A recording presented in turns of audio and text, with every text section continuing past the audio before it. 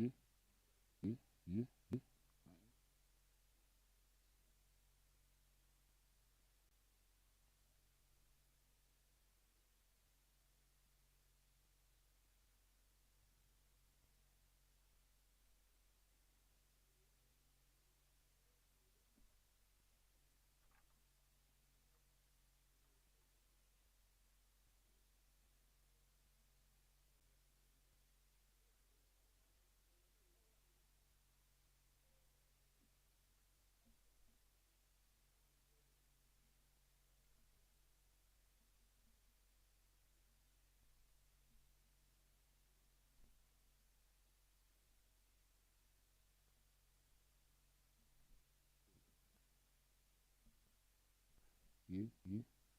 Yeah. One, two, two, two.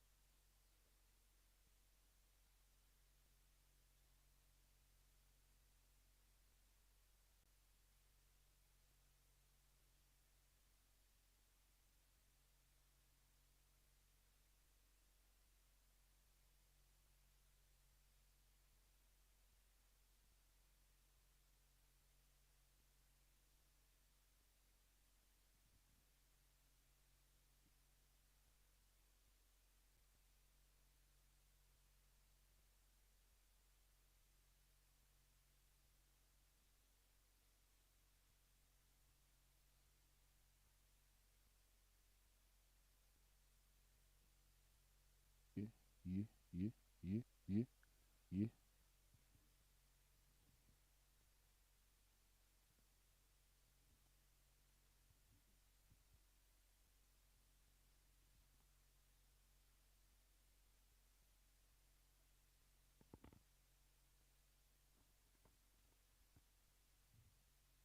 yeah.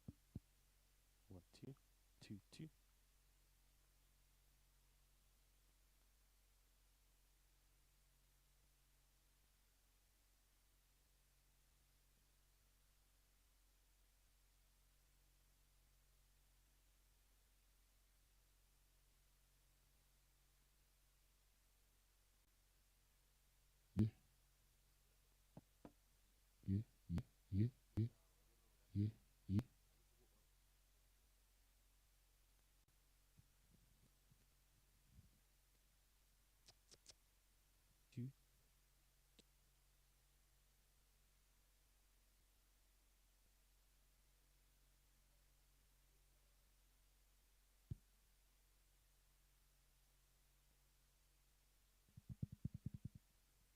Egele mo konering ya bere.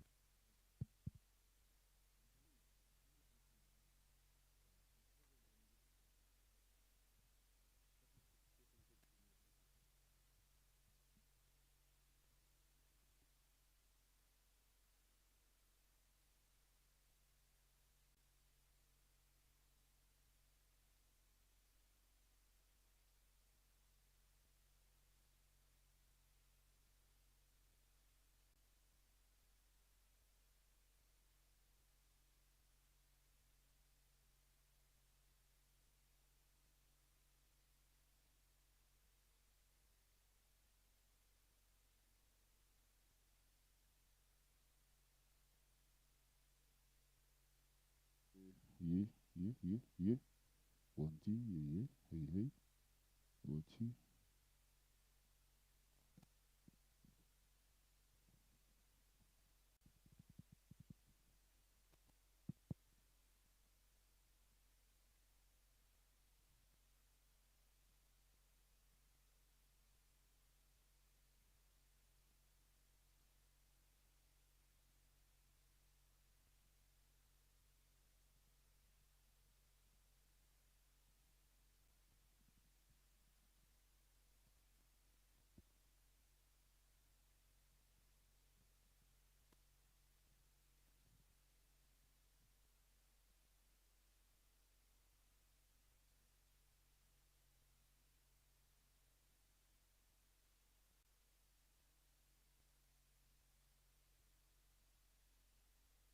Yeah, yeah, yeah, yeah, yeah, yeah.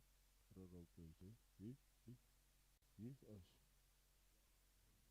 Yeah, yeah, yeah, yeah, yeah, yeah, yeah, yeah, yeah, yeah, yeah,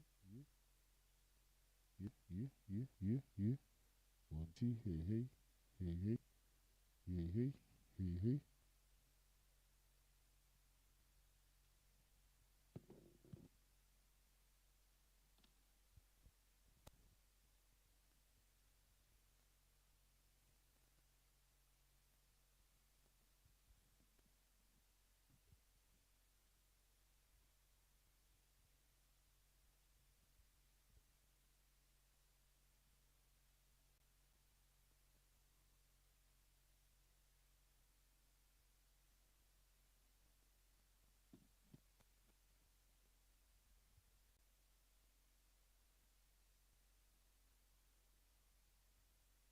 Yeah, yeah, yeah, yeah, yeah. To yourself. Yeah, yeah, yeah, yeah, yeah, yeah, yeah, yeah, yeah, yeah, yeah, yeah, yeah. 7 1G, hey, hey.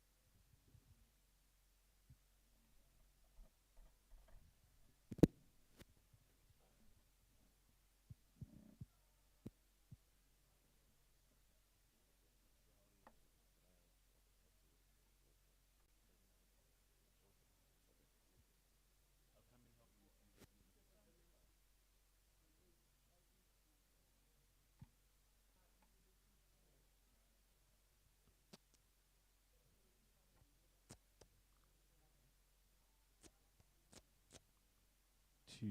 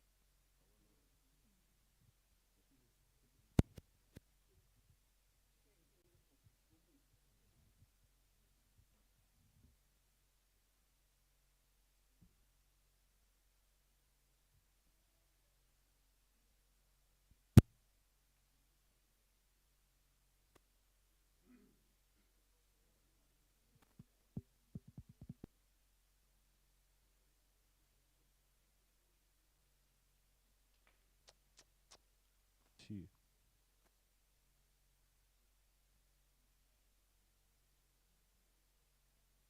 two, two, two,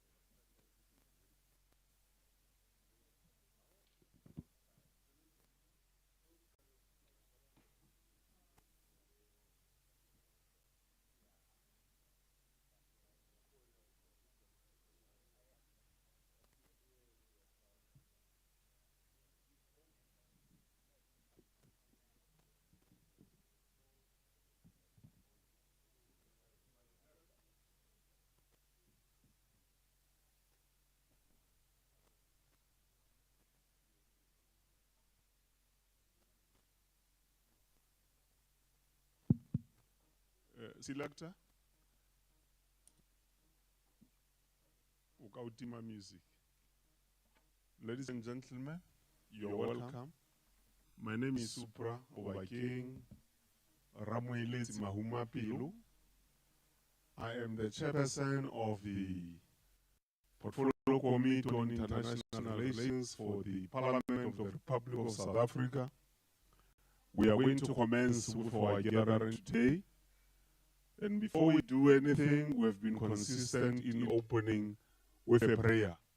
So I'm going to ask that we all stand up and a volunteer among us can pray for us. Thank you very much.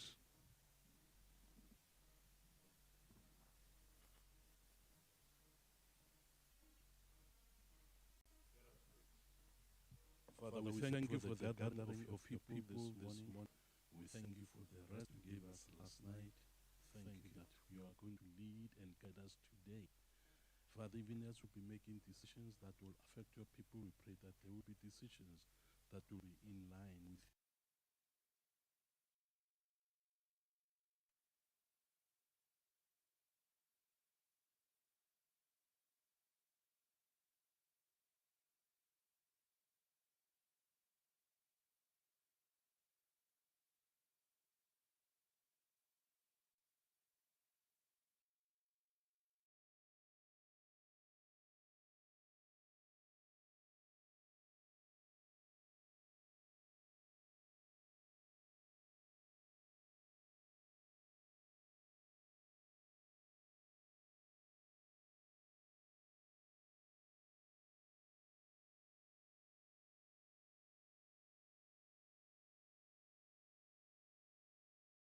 indicate which political parties they come in from.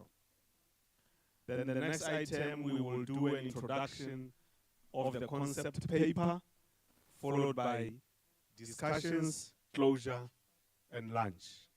We should be done by 1 o'clock, all things being equal. As I said, my name is Supra Mahuma Pelu, the chairperson of the Portfolio Committee, International Relations. I'm from the African National Congress. I'm also a member of the National Executive Committee of the African National Congress. We will now go to my extreme right and start with the member on the extreme right to start with the introduction. Good morning, everybody, and Your Excellencies, Ambassadors, ladies and gentlemen. My name is Ryan Smith, and I'm a member of the Democratic Alliance on the Portfolio Committee for International Relations and Cooperation. Assalamu alaikum, good morning, Mweni, ni hao. I'm Advocate Shamima Sali. I am with the Al Jama political party. I am on the portfolio of International Relations and Cooperation, on the Justice portfolio, as well as Sports, Arts and Culture. Thank you. Good morning, everybody. My name is Honorable Wesley Douglas. I'm from Umkhonto we Sizwe, official opposition. I serve on the international relations, appropriations. I'm also whip for peace and security in Umkhonto we Sizwe, the caucus. Thank you. Good morning, colleagues. My name is Andisiwe Kumbaca. I am a member of the African National Congress. I serve in the International Relations and Cooperation Committee and also the Planning, Monitoring and Evaluation Committee, and lastly, the Joint Committee on Members' Interests and Ethics. Thank you. Good morning, ladies and gentlemen. My name is Honorable Kenneth Mishwe. I also am a member of this Committee of International Relations and Cooperation, and I also serve on the committees of Police and Home Affairs. Thank you. Good morning, Excellencies, Ambassadors, and all the guests. My name is Moela Mokhodu Samuel. I serve in the Committee of Police, Correctional Service, International Relations and Cooperation, and I'm from the African National Congress. Thank you very much. Good morning, Chairperson, honorable members, ambassadors, and our invited guest. I am Ngobile Mhlongo, deployed by the Economic Freedom Fighters, and I serve in this committee. Good morning, Chairperson, honorable members, and our guests. My name is Colleen Makubele. I'm from Umkhonto Wesizwe Party. You see, I had to break the red, so it's distinct. I serve in the International Relations Committee. I also serve in the Communications and Digital Technologies Committee. I'm also the Whip of Communications for MK Party. Thank you. Thank you very much, honorable members. Just before we go to our guests, for our guests to introduce themselves, I've made it my responsibility to always bring to the attention of our guests that there are people who started this parliament in 1994 with President Nelson Mandela. President Nelson Mandela is no more. So this committee is blessed to be having among itself someone who was there during the negotiations at CODESA, someone who was there when the first parliament was inaugurated in 1994. And that person, I want you to, with a hand of applause, introduce him, is Honorable Meshwe here.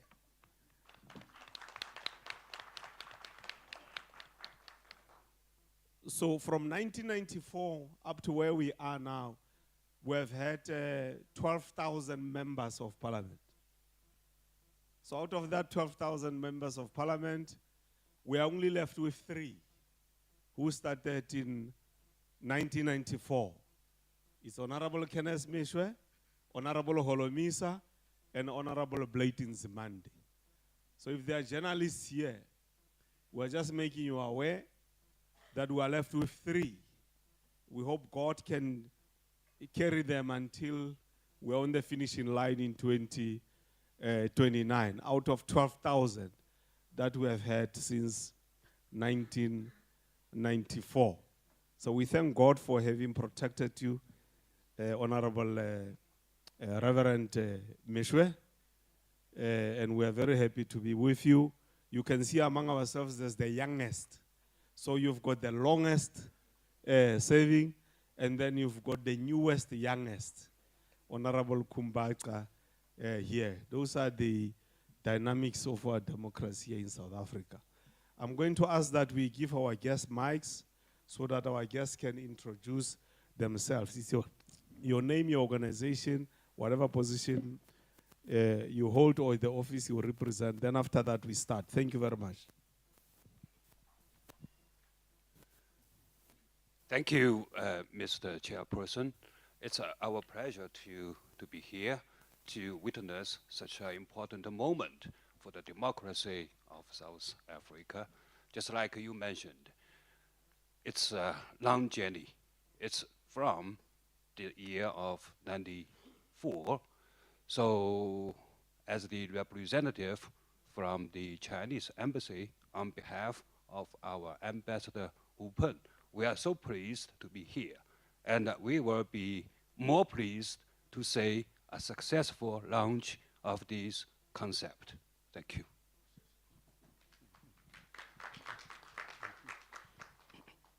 Thank you, and good morning, everyone. My name is Benedicto Fonseca Filho. and I'm honored to be the ambassador of Brazil to South Africa. And I also want to wish you a very successful meeting and very successful launch of this initiative. Thank you. Good morning. I'm also from the Embassy of Brazil. My name is Michael Lawson, and I'm a foreign policy advisor to Ambassador Benedicto here. Thank you. Good morning. My name is Tebo Homatlu. I'm from SALGA, South African Local Government Association. I'm happy to be here because we're hosting the Urban 20 in line with the G20. So municipalities are key for international relations. Thank you very much. Good morning. My name is Prince Mongezi Tom from Contralesa and also a member of the NEC of Contralesa. I'm happy to be here. Thank you. Good morning, Chair, and everybody else. My name is Ramahwale Habakuk Sifoka, the provincial chairperson of Contralesa here in Gauteng, as well as an NEC member. Thank you very much. Good morning, everyone. I'm Monde Komsana. I'm the executive assistant to the SG of Contralesa. Good morning, Chair, and the honorable members, and the excellencies, the ambassadors.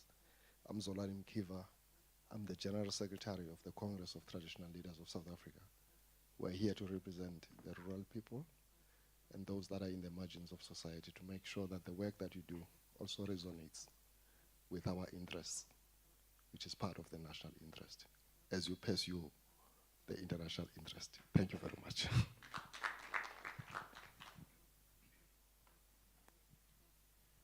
Good morning, Honorable Chairperson, members of committee, fellow ambassadors, and invited guests. My name is Tumelo Khwabane, and I am the postgraduate and international student affairs representative for the UP Student Representative Council for 2025, and I am honored to be in your presence. Thank you. Good morning, everyone. My name is Ilya Baranov. I represent Russian Embassy, and I'm delighted that we have an accidental BRICS fraction here with Brazil and China. Good morning, everyone. My name is Dr. Edwin Hlase, and I am a lecturer in the Department of Political Sciences at University of Pretoria. I'm looking forward to the session. Thank you very much. Good morning, everyone. My name is Ruth Kasanga, and I am a master's student in international relations. Very fitting event for my field, so I'm very excited to be here. Thank you. Good morning, everyone. Thank you. My name is Dr. Sonia Tron. I am a lecturer in the Department of Political Sciences at University of Pretoria, which houses the international relations degrees. I'm here on behalf of our head of department, Professor Christopher Sike, who unfortunately could not make it, but sends his well wishes for today's launch. Thank you. Good morning, everyone. The name is Noze Pukumalo. I'm from the Gauteng Office of the Premier and the leader of government business. Thank you.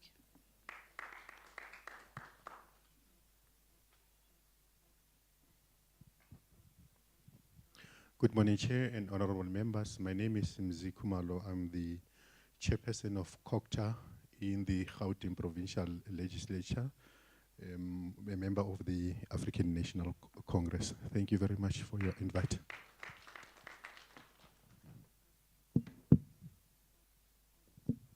Morning, Chair, members of the committee and colleagues. My name is Vuyo Mhlagaza Manamela, MPL and the Deputy Speaker of Gauteng Legislature from the African National Congress. Thank you.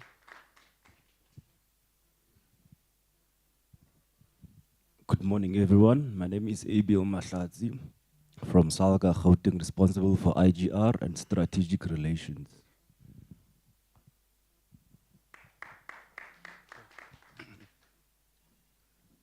Good morning, everyone. My name is Skumbuzo Mpanza, a former member of International Relations Committee in the 6th Parliament under the leadership of the current chairperson. And I was also a whip of the ANC in that committee. So, Comrade Reverend Musheu, knows what we used to do there. And I'm glad to see all members and also the guests present here. I was a former president of South Africa's national civic organization called SANCO, Bahlali.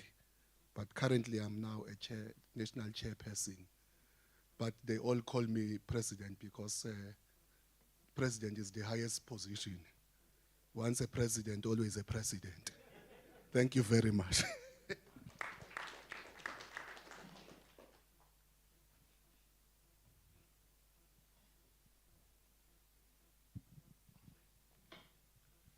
Good morning, Chair. Good morning, everyone. My name is Muhluri Nkuna. I'm from UNISA, Thabo Mbeki African School of Public and International Affairs. Thank you. Good morning, Chair, honorable members, Your Excellencies. My name is Lwazi Somya. I'm from the research think tank on international relations called the Southern African Liaison Office. Thank you. Good morning, Chairperson and all protocol observed. My name is Busisi Wenandi Pengamalo. I also come from the Southern African Liaison Office. Thank you. Good morning, everyone. My name is Haiquan Yang. I am a journalist from China. I am the Economic Daily South Africa Bureau. Thank you.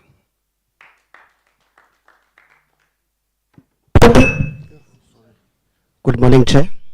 Good morning, Chair, members, and all the stakeholders. I'm Fozo Zenzile. I'm the PLO to the Minister of International Relations and Cooperation. Thank you.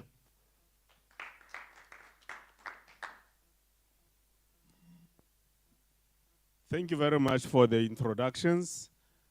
We've got the staff. On my extreme left there, we've got the team from Parliament, which is dealing with all social media platforms of Parliament. So the proceedings of this gathering have been live-fed to the people of South Africa and all over the world, those who are interested to know why we are gathering here today. So that is the team. At the extreme corner there is our selector, the one who deals with the technicalities to make sure that everything is seamless in as far as sound engineering is concerned. You are all welcome once more, ladies and gentlemen. Where did we begin? The sixth parliament, which Honorable Mpanza, and I'm happy to see you, Honorable Mpanza, he was part of that committee. Now, this committee, the only person who was in that committee who is still now in this committee is myself. So the rest of the members here were not part of the sixth parliament. They are new in the seventh parliament. So when we were looking at the last 30 years of democracy in South Africa, and we looked at that democracy in the context of the role that has been played by the Portfolio Committee on International Relations, we made several observations. And we decided that we are going to interrogate those observations. I'm going to speak to the document because I'm assuming that everybody received the document in advance. So I'm going to speak to the document. I'm not going to go through the document. So we decided to look at the last 8 years and the role that Parliament, through the Portfolio Committee on International Relations, has played. One, we came to the observation that matters that relate to international relations have been confined between Parliament, which is the legislative arm of the state, and the executive, which is the executive arm of the state. That's the first observation we made. The second observation we made was that both the executive arm of the state and the legislative arm of the state, in most cases, conversations around matters of international relations are confined between those two legs of the state and your experts, your universities, your think tanks. Those, when you talk international relations, it has been revolving around those areas for the last 30 years. So we then took a decision that no, it can't be like that. We need to correct it, because Parliament as a creature of the Constitution, in which there are members who serve there, the members are a consequence of a democratic process which is determined by the people. So why is it that when they're in Parliament, we lose connectivity between the people on the ground and Parliament in as far as international relations is concerned? So when you go to education, social development, police, and all this other portfolio committee, there's frequent interaction with the people on the ground. But when it comes to international relations, the only time the committee will go to the ground and meet the people is when there is a bill initiated by the executive of the state for it to be processed through Parliament by the portfolio committee. So when the bill comes from the executive, the speaker will say, honorable members, the bill has been tabled. It is now referred to the relevant committee. Then the relevant committee, which is international relations, will take the bill to the people to hear their views. After hearing their views, it will be tabled in Parliament, follow all the processes, including legal, then it's adopted. That's the only instance where this portfolio committee in the last 30 years has been interacting with ordinary people on the ground. So the Sixth Parliament, having done the interrogation based on the analysis of the last 30 years, the journey of the last 30 years, we decided that we must do a paradigm shift of the whole thing. And I said to the committee then, Honorable Mpanza was there, that we must go 3 phases. The first phase will be rebranding, the second one repositioning, the third one is renewal of this committee. How it relates with the people, because the people are the ones who are the ultimate deciders and beneficiaries of our democracy. We are just a funnel between the people and the state. So we decided that we are going to change this, and the chairperson was then given the responsibility to go and develop a concept paper. So the chair went, developed a concept paper, which went through 3 stages in the committee. So we discussed that 3 times, and by the time we wanted to finalize it, it was the end of the term of the 6th Parliament. So I don't know, fortunately or whatever, Honorable Mpanza, when the new committees were done for the 7th administration, the chairperson of that committee was deployed again as the chair of this current committee. So one of our responsibilities was then to make sure that we introduce the new members here. We familiarize them as part of the induction on the work that was done by the former committee into the work that is done by the current committee going forward until 2029. So this committee went through that paper, I think, twice or thrice, and ultimately it was adopted. It was taken to the legal section of Parliament, interrogated. It came back, and it was agreed that it's in order with the Constitution, with the rules that govern the Parliament of the Republic of South Africa. Having done that, we had agreed in the concept paper, as part of content and way forward, that we need to introduce the concept paper at the provincial, district, metro, local, and ward level. Provincial, district, metro, local, and ward level. So we have started that process. We're in Mpumalanga a day before yesterday, and thank you very much, Contralesa, your president was there. We thank all other structures that were there. Yesterday we were in the northwest. Thank you again, your secretary was there, Contralesa. With other sectors, we thank them, and universities were there. And today we are in Gauteng. So we've got 6 provinces to go to establish this mechanism through the concept paper. So what we are seeking to deal with here is to deal with the disjuncture between what DERCO and South Africa deals with in international relations, the disjuncture between them and the ground. Disjuncture between our committee and the ground. If you were to ask our people from Cape Town to Messina about trade agreements that have been entered into between South Africa and the rest of other countries that we are trading with, our people don't know. Let alone the benefits that accrue from the trade agreements.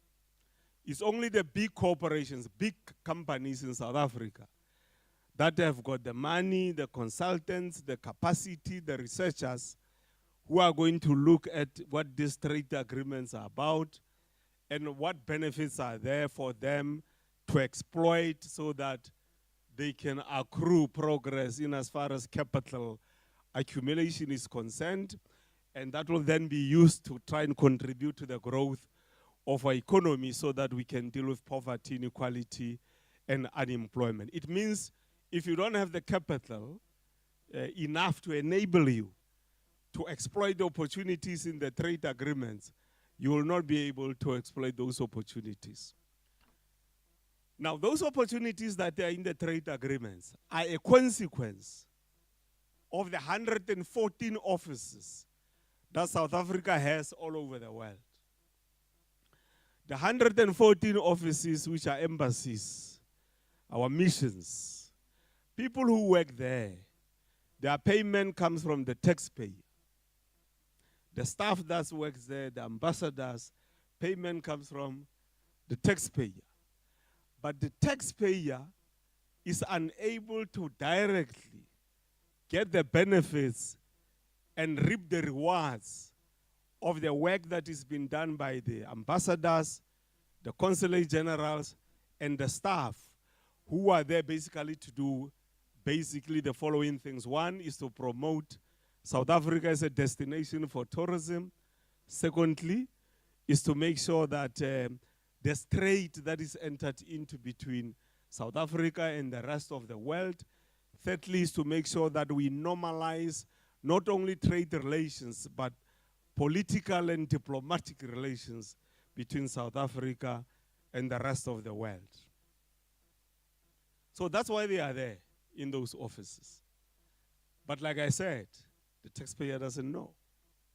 The taxpayer doesn't have a connection between the work that they do there and the tax that the taxpayer pays. So the paradigm shift which this committee now is introducing is as follows. We are going to have the structures, which are the forums on international relations oversight mechanism. Like I said, we are going to have them at the provincial level, metro district, at a local, and at a ward level. Our plan is that in the outer year of 2027,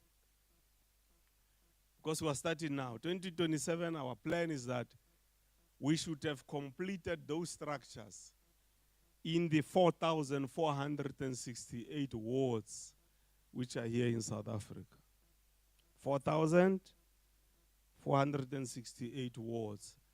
You will know, ladies and gentlemen, those who are familiar with how we run local government, that in local government you have got the Municipal Structures Act, SALGA, and we're happy to see you here.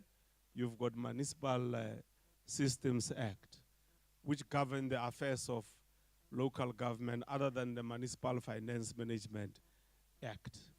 So, in addition to the responsibilities of the municipalities according to the law in South Africa, they have the responsibility to establish ward committees. Ward committees are elected in terms of how it is decided by the law here in South Africa, policy, and the municipality. So the people participate in the elections of the ward committees. So through the office of the Speaker of the Municipal Council, on the section of public participation, we are going to be making sure that every ward committee has got somebody given the responsibility to coordinate the affairs of international relations. Ward 53 here in Tshwane must be able to say to the Ward 53 people, we've got these trade agreements that South Africa has with the following countries. The opportunities in the trade agreements are as follows. For us to exploit the opportunities in the trade agreements, these are the things that we need to do. These are the offices that we need to work with. These are the type of enterprises that we need to put in place so that we can begin to say, can we export or export whatever goods that will be importing or that will be exporting to the rest of the world. The second opportunity that arises from these agreements we have is around human capital. It's around the skills. So there's a lot of skills development programs that are there between South Africa and some of the countries that we work with, yourselves here, Brazil, China, and the rest of the BRICS countries and the rest of the world that we work with to exchange skills so that we strengthen each other's capacities and ability to do certain things so that we can build progress. So our people don't know, many of them, that those opportunities are there. So the forum in Ward 53 here in Tshwane will be able to show people in a meeting like this that there are these opportunities. So every day we must work on exploiting these opportunities, every day. Monthly basis, quarterly basis, annual basis, we must assess the extent to which we're exploiting the opportunities for our people, which are there in trade between us and the rest of the world. I'm focusing more on economic diplomacy because it's important for democracy to be felt to be real by people, for us to get the economy right. The economy has to grow to create jobs so that you deal with poverty, inequality, and unemployment. So economic diplomacy is something we are going to prioritize as the portfolio committee. We are going to be working with DTIC, the relevant committee. We are going to be working with local government, and I'm happy Kokta here in Gauteng is here, my comrade. I'm happy to see you here today. So we're going to be working with them and work with our municipalities. And I hope our municipalities going forward, Salga. When I was still in the executive side of the state, I used to emphasize something which was not implemented. Maybe it was because of time. That LED, local economic development, is a tragedy that LED is relegated in most municipalities to some directorate. So I used to sit with mayors like this and ask them one by one, why is LED not in your offices? Why is LED not your daily responsibility? Because through LED, one of the things you have to do in the context of international relations, you have to say, how do we improve our economy as a local municipality, and who are the people that can trade in this municipality with the rest of the world, how do we assist them and enable them to be able to trade so that we grow the economy? But if it's relegated to some directorate like it is now, it's a bit of a challenge. And I hope one day we can hear that the faces of the municipalities are now leading the economy. They are the frontline troopers of making sure that they develop the agenda of an economy of the. A mayor, when every day you wake up, it must be about driving the economy. The other things you can delegate them to the rest of your municipal council executives. But as a mayor, you focus on getting the economy right. You can imagine if the rest of the country, all these councils, we get our economy right, every member focus on the economy every day. When the council sits, it discusses economic growth. It discusses investments. The ambassadors are here. They can call them and work with them so that we can do the linking up. One of the things that the forums are going to do, of course, is to have the dialogues, is to have the symposiums, so that we can engage on conceptual issues of international relations. We can impart knowledge to our people on the ground about developments in the world, geopolitics. We can also learn from our people on the ground. In phase 2, one of the things that is going to happen, for instance, when we are complete with the provinces, we are going to immediately start our seminars at a provincial level. So each member here will be given a province. There will be people who will make presentation those seminars. If you want to discuss G20, it's up to you. If you want to discuss the relations between the US and South Africa, it's up to you. If you want more knowledge about why Rasul is now here in Cape Town, it's up to you. So anything is discussable. If you want to discuss AGOA and the inherent risks that are there under Trumpism, it's up to you to discuss. So anything is discussable in those particular seminars.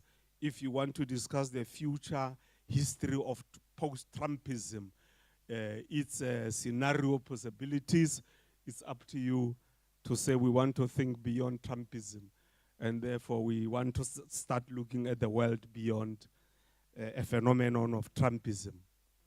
I'm just saying, in those seminars we can discuss anything that so we'll be working with the ambassadors, the former ambassadors, ambassadors of South Africa.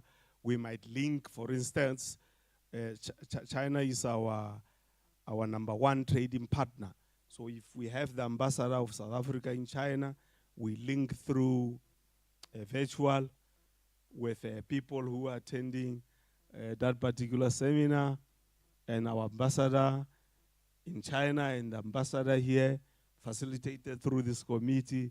We discuss this economic relations between us and China. And just in passing, by the way, we're still going to write a letter, Chinese delegation. Yesterday, there was a matter raised when we were in the Northwest about the mining of chrome and other related platinum group metal, minerals. The Secretary of Contralesa and some of the traditional leaders who were there have requested us to request China to meet with us so that we can discuss this trade in those minerals and what is happening between people on the ground in the villages, the traditional leaders, and the investors from China in that particular area. But where I'm standing as Supra Mahuma Pelo now, not the chairperson, one of the things that we need to do between China and ourselves, in as far as, let's say, chrome is concerned, is two critical things. One is massification of wash plants of chrome. The second one will be the smelters. Because in China, you've got the smelters. In South Africa, we don't have the smelters. The reason why chrome is going to China is because the infrastructure on smelting is in China. So we hope we can reach an agreement that working together with us, now that we are going to go together to meet the people there, we promised the chief yesterday that this committee will go with DTIC and yourself to meet with the Chinese who are mining chrome. Medium to long term, my own view will be that let's work with China, develop the local skills on chrome washing, the necessary infrastructure, invest capital, whatever arrangement we make, but the long-term strategy should be that we must have a China-South Africa-based smelter here in South Africa so that we can do the final products. I see the Minister of Transport has advertised requests for proposals to improve the movement of minerals to Saldanha and the rest of the ports. The minerals that are moving. I thought the focus will be on both. Improve the movement of the minerals, but improve processing. Also the same in the country. So our focus is now more on getting the lines right to move the minerals out. Right? Instead of getting the infrastructure right to keep the minerals home and do the final processing and get the investors to work with us here. So I saw that advert. You can go and read it for yourself. It's about smoothing the outward movement of minerals from South Africa to the rest of the world. It's not a bad thing, but it just depends on, as a leader, what do you prioritize at what point in terms of the economy. And the priorities now in South Africa should be industrialization. And our friends like China, Brazil, France, all these countries that are here, we can work together to drive through these trade agreements that we have, South Africa's industrial agenda, so that South Africa can become a well-developed country. Then this thing of poverty, inequality, and unemployment will be a thing of the past. So I'm just making an example of that. We will meet with you. The letter is coming.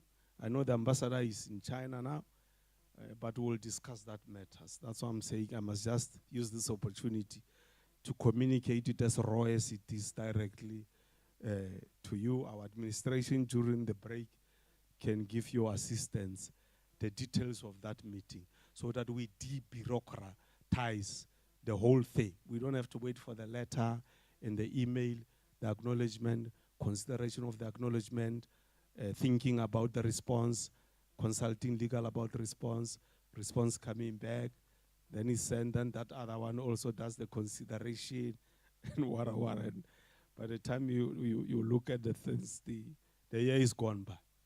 We must do it quicker and break the bureaucracy so that we can move much faster.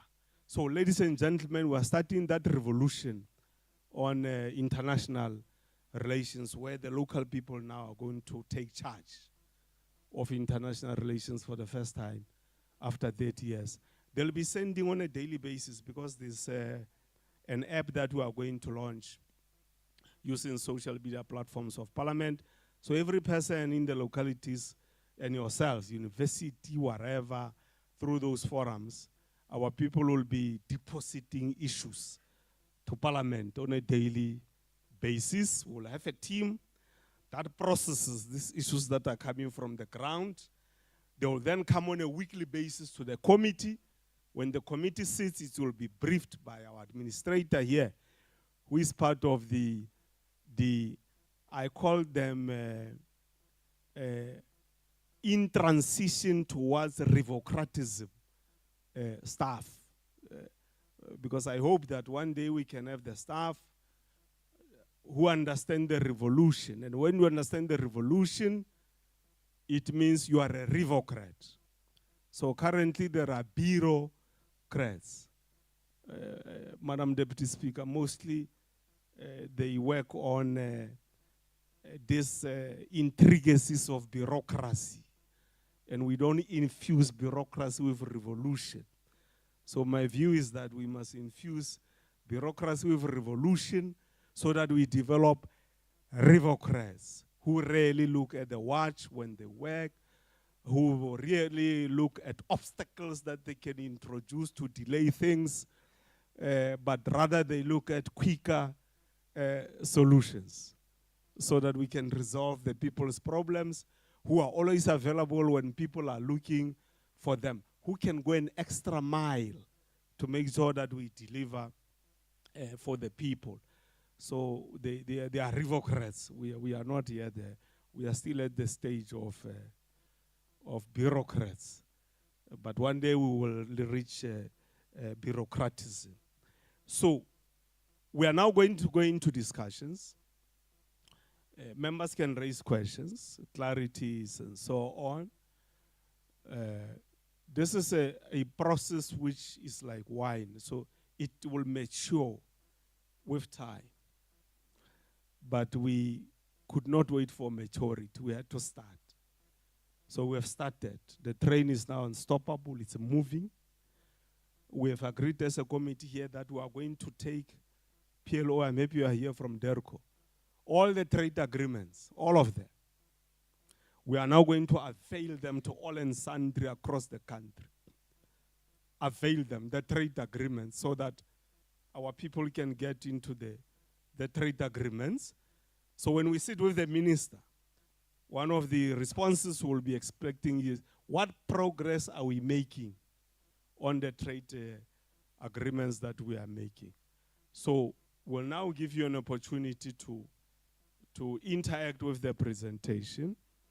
After that, we will allow members, not only the chair, to help clarify issues that have been raised by yourselves, so that we can clarify whatever issues or appreciate inputs that will be coming from yourselves as the audience that are here today.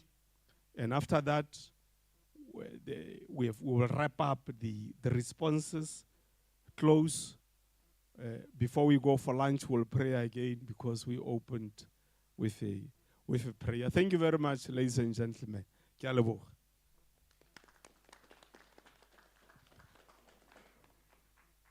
Lubabalo will move the mic around for those who want to make some reflections.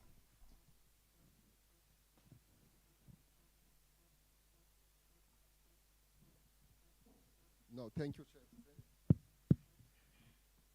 Chair. Chair, let me start off by appreciating the presentation. On behalf of Contralesa, we want to thank this committee for taking this initiative. And we think this initiative is long overdue. But it is better late than never. We have taken this decision to come and interface with various stakeholders.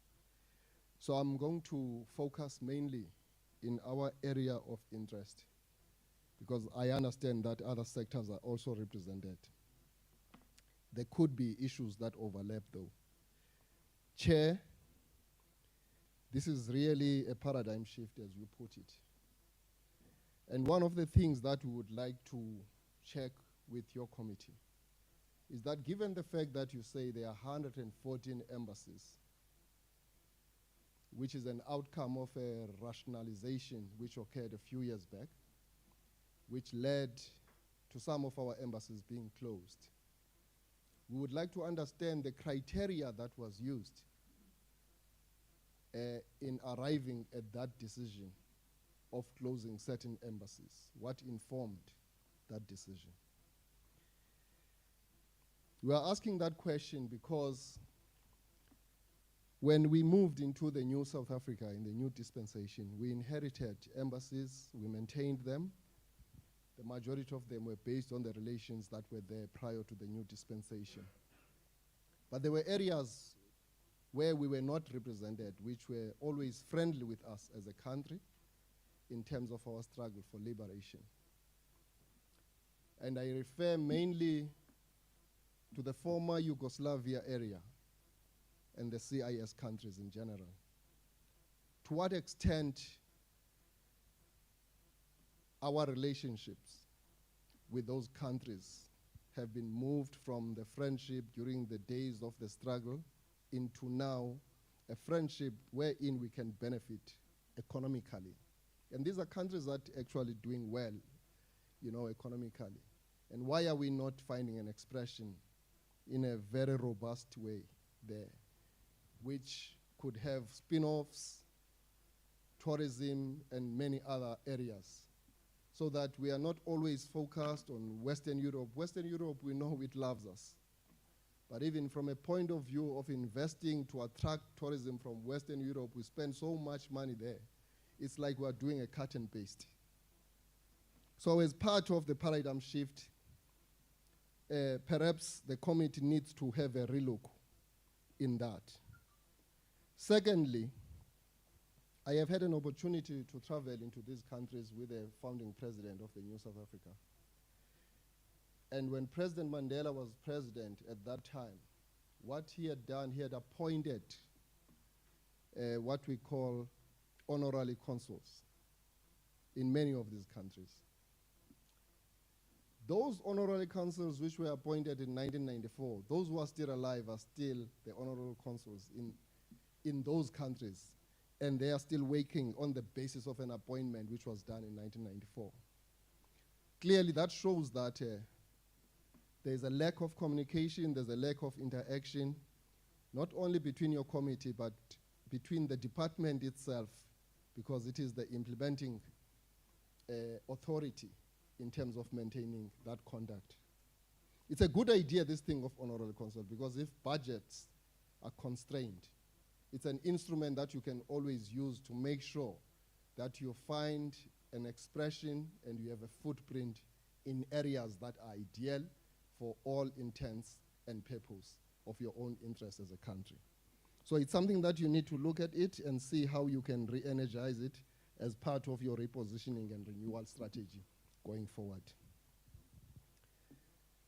Secondly, you talk about the revocrats and bureaucrats, and I think you have hit a nail in the head there.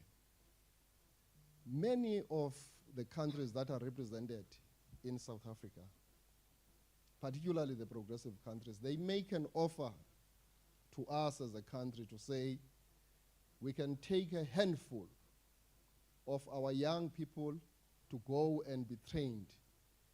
And these countries are offering free tuition to train our young people from across the length and the breadth of the country in specific areas which they excel in. And some of these offers are lost in the bureaucracy. I have had an interaction with the ambassador of Russia, with the ambassadors of China when I was a member of parliament, and I did communicate this to you during the 6th parliament strongly, that here are the offers, and they are offered year on year, but they are not utilized. Where is the problem? And the embassies are sent from pillar to post. DIRCO says they must talk to higher education, and so on and so forth. I think we need to try and zoom in that space and perhaps have one area which is a center of conduct in terms of processing those. If it's DIRCO, it must be DIRCO, and DIRCO must follow up on those offers so that they are not attended to. I also want to say, you say you want to make sure that international relations and cooperation find an expression in all the 4,468 wards, the district municipalities, the local municipalities, the provinces, and so on. In this country, we are a republic of a special type because we have a recognition of kingdoms and traditional authorities. And this puts us in a very unique position as a country. And how do we make use of those instruments over and above the ones that are always overemphasized to the negation of the 4th tier of government, which is traditional authority? So I'm going to say to you as a committee, consider also making sure that you have a footprint in all the 900 traditional authorities, to a point wherein if you need a warm body in each of those to pursue the bilateral agreements that relate to trade, to cultural diplomacy, and all other diplomacies, so that we find an expression there. There is an odd thing that when our counterparts from elsewhere in the world, they come here, they stop at a level of interacting with the political class, as if there are no traditional authorities here. It's a mishap, and it can't continue like that because it becomes a colonial complexion of dealing with matters. The institution of traditional leadership here is part of the motive forces of this country. The very party chair that you represent was given birth to by this institution. And therefore, the party that you represent as a movement is an asset which was produced by our forefathers. And therefore, it can't negate that part. It needs to be mainstreamed. Lastly, Chair, when we move as a country and relate with the countries of the world, we are not coordinated. We call upon you, Chair, to try and have a way of coordinating our interaction. It's embarrassing that one day you will travel to Beijing only to find that there are other 15 delegations that are coming from the 15 institutions of government, but you are not aware of. So let's improve on coordination. It's fine that we all go, but let's coordinate.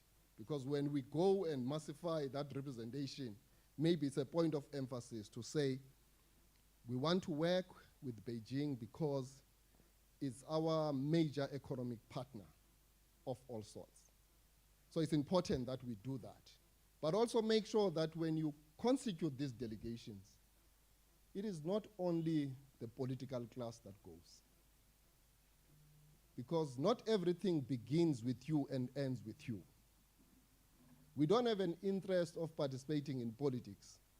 But if you are not considerate of the fact that we exist and we are part and parcel of the management of the national question in the country, then we will find creative ways and alternative ways of ensuring that we interface with the rest of the world. And the same principle applies in the Africa agenda in this context. And I cannot overemphasize that, Chair.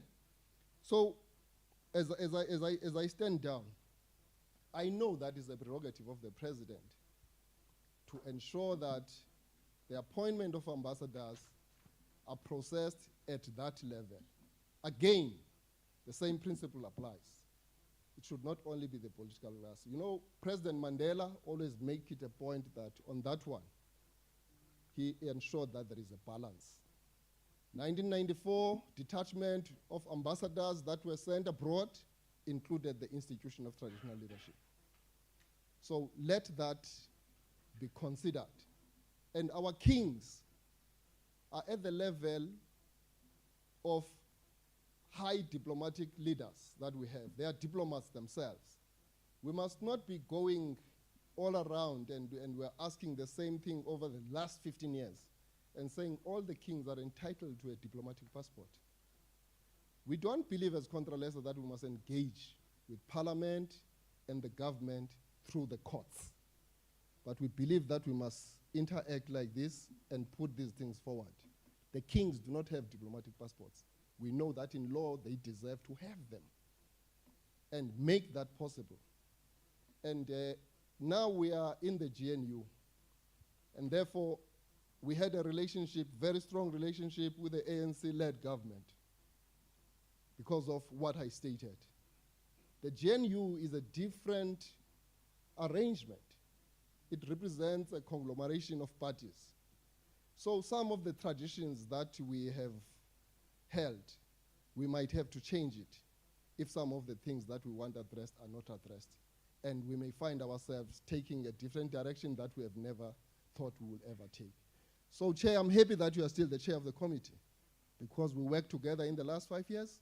So please process these things. I'm at a stage now that before my desk, I'm putting an artillery of sorts to deal with this because we can't wait for another 5 years.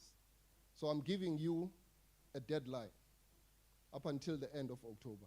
Those that are a low-hanging fruit, if they are not done, 1st of November, I am now going to make sure that I unleash the authority that we have and deal with these matters. Thank you very much.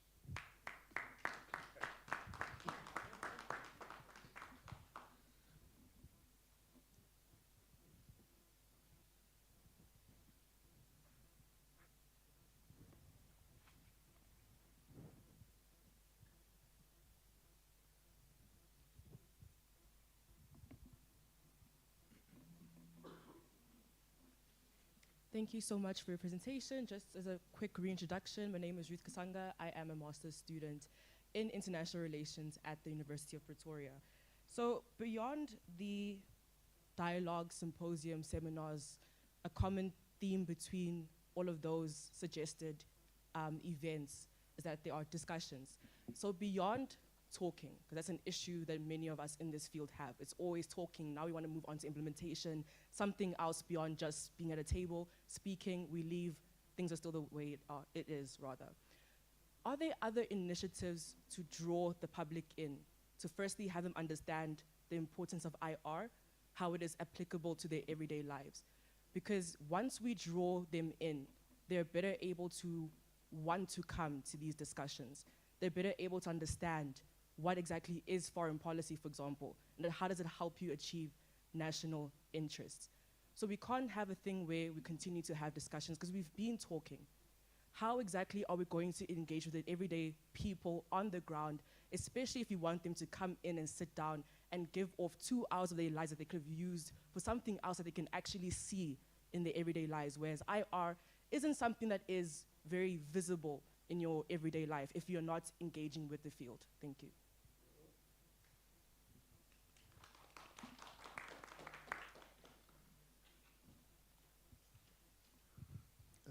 Thank you very much, Chair. I think the starting point from ourselves as COCTA Gauteng, let me just share this. One of our municipalities, one of the small municipalities, just yesterday had an engagement with the government of Botswana. And as you were talking there, and one of the things they were talking about is economic growth. As you were talking there, I was like, we have already started to implement the concept, because I think the first thing is that the world is becoming very small.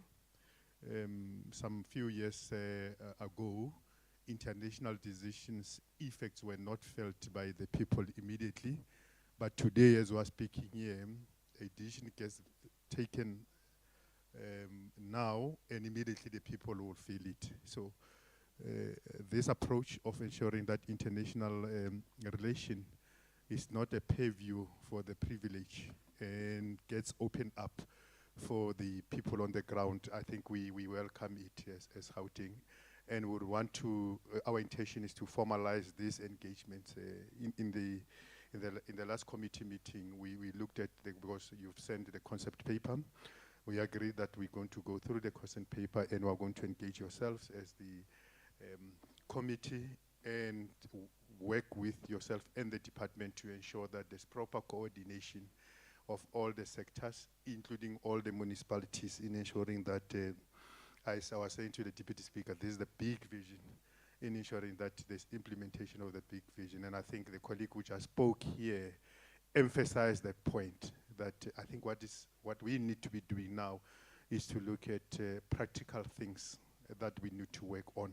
And I'm happy with the theme of economic growth, because for our country to succeed, it is very clear that we've got to put all efforts in ensuring that we build an economy that works. Our people are no more patient with any other thing other than to see practical changes in their own life. I mean, if you look at the current diplomatic stare that is there, and you listen to what people are saying. Someone was saying to me, it is good, the one is say Palestine, you know, all of those kind of things. So it means we've got to engage with our people on the ground for them to understand why we have to take particular standing within the international realm as such. Thank you.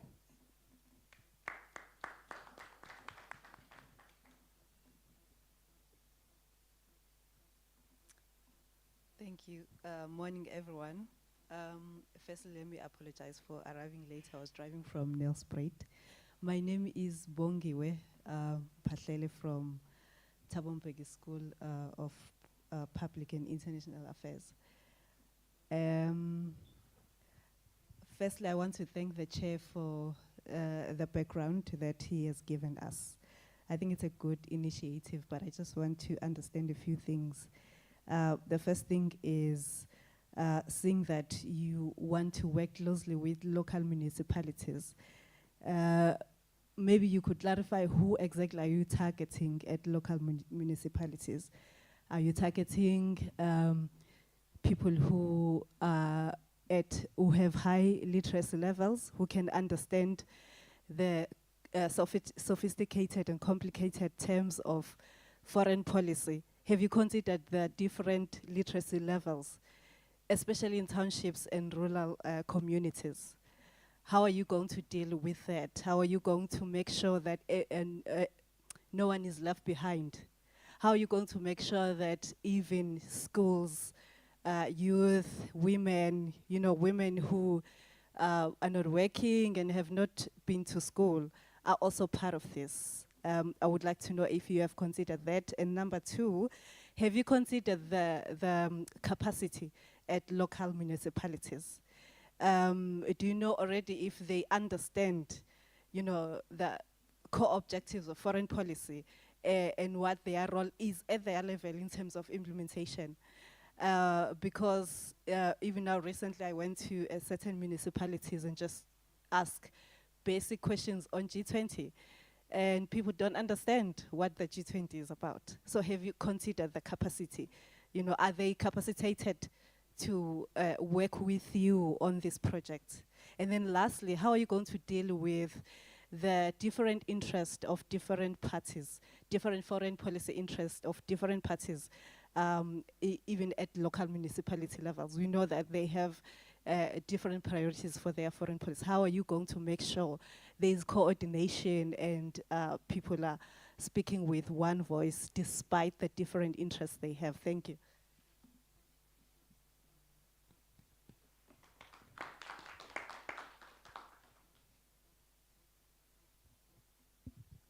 Thank you very much.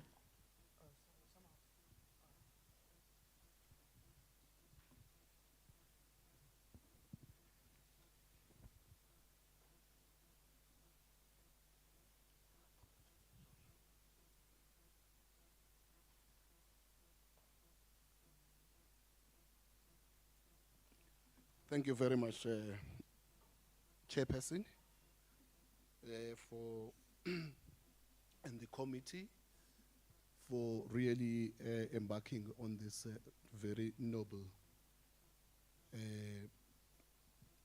concept and process, also of taking the international relations matter to the people on the ground, the people-centered oversight mechanism.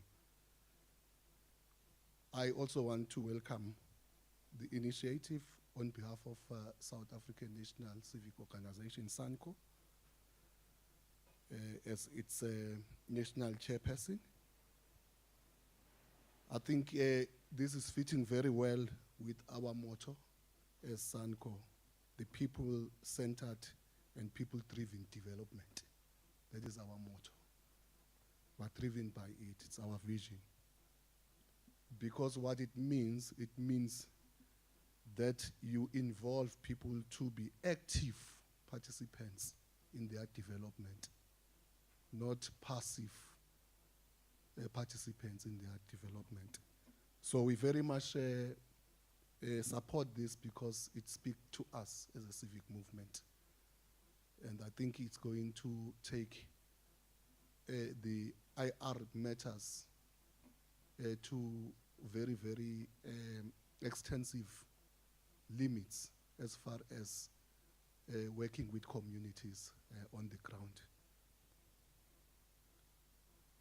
Also, Chairperson, I would like also to request that your committee or yourself, your good self, also arrange a meeting with the NETLEC community constituents. That's a very, very component of a social partner at NETLEC there. And it also very much relevant, is very much relevant to this concept, Chairperson. I have engaged my colleagues there, because we've got different sectors there. We've got your SANCO, SANACO, PSYCH, but we all form what we call community constituents. But we are also moving to a concept of being a civil society, a component. I have lobbied them to support this concept, but they have requested that can we have an interaction with the committee and engage so that how and see how we can work together, even if it comes to a point of signing a memorandum of some kind, because it's a structure that represents all structures of community. Comrade SG of the Contralesa is aware of that, because we also interact at that level also with Contralesa. I'm very much happy, Chair. I want to also to echo the views of the SG of Contralesa.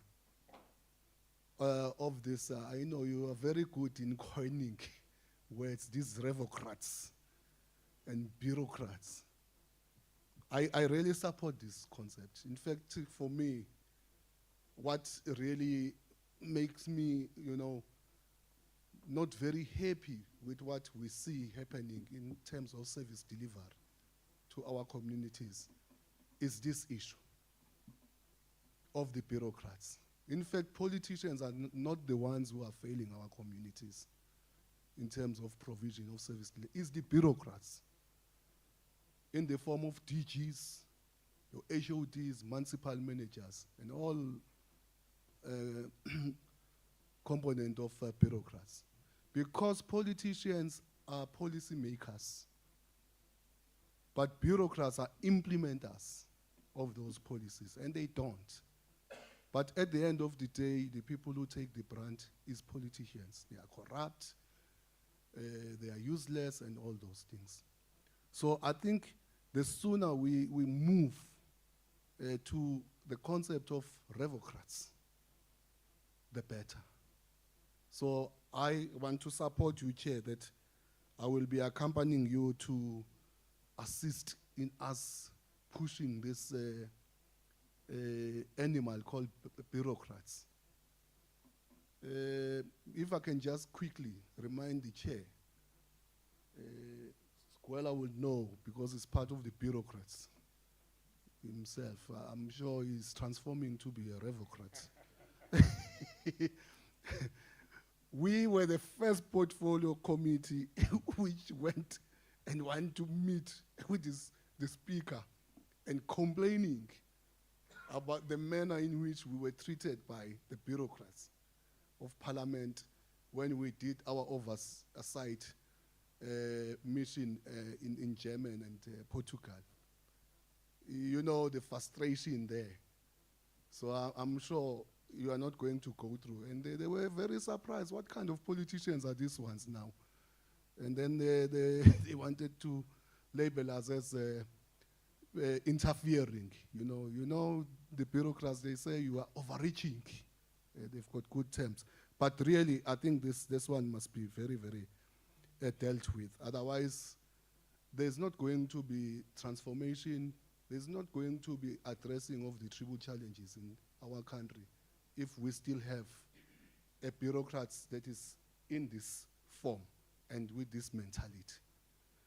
The other issue, Chair, that I want also to raise and support the SG of Contralesa is this issue of deployment of ambassadors. I think really it must be inclusive. It must be inclusive of other progressive structures such as Contralesa, SANCO, and other progressive structures.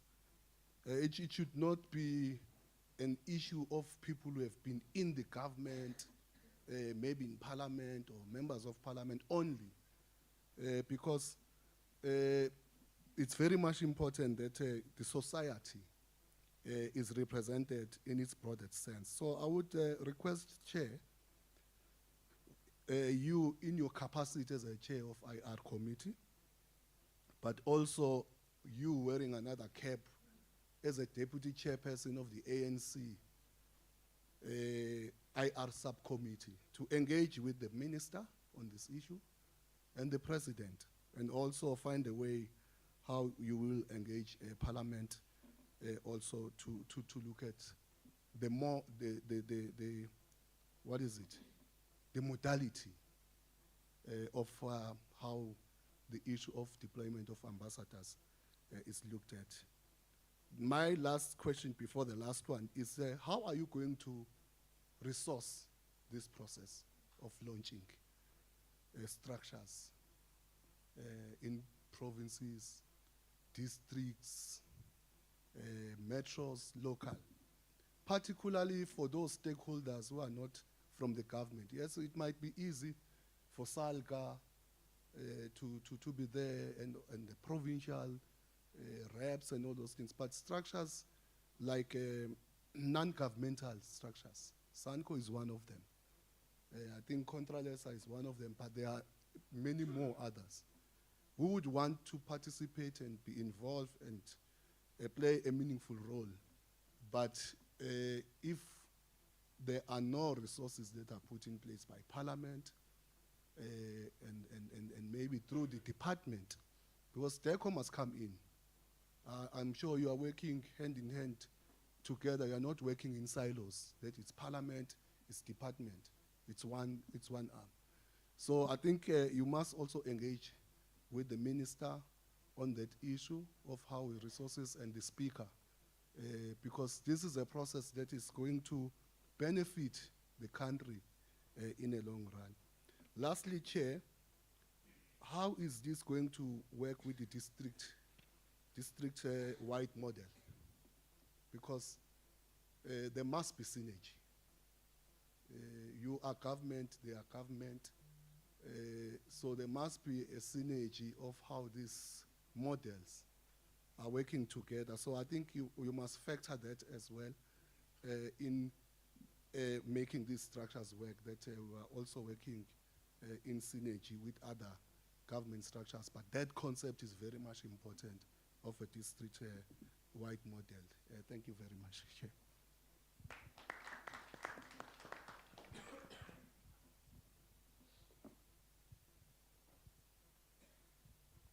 Thank you very much, Chair. Please, can you forgive me? The Chair is not allowing me to stand. So I want to raise 2 points. The first point is that, coming from civil society, there is a lot of work that civil society does outside of DERCA, and we really need to strengthen that relationship. I think that whilst we do acknowledge that DERCA has a lot of concerns around budgets, I think we should really be looking at resources to be channeled for capacity building, specifically in civil society actors. The second is a very important one because I need to speak for young people. I'm a young person myself.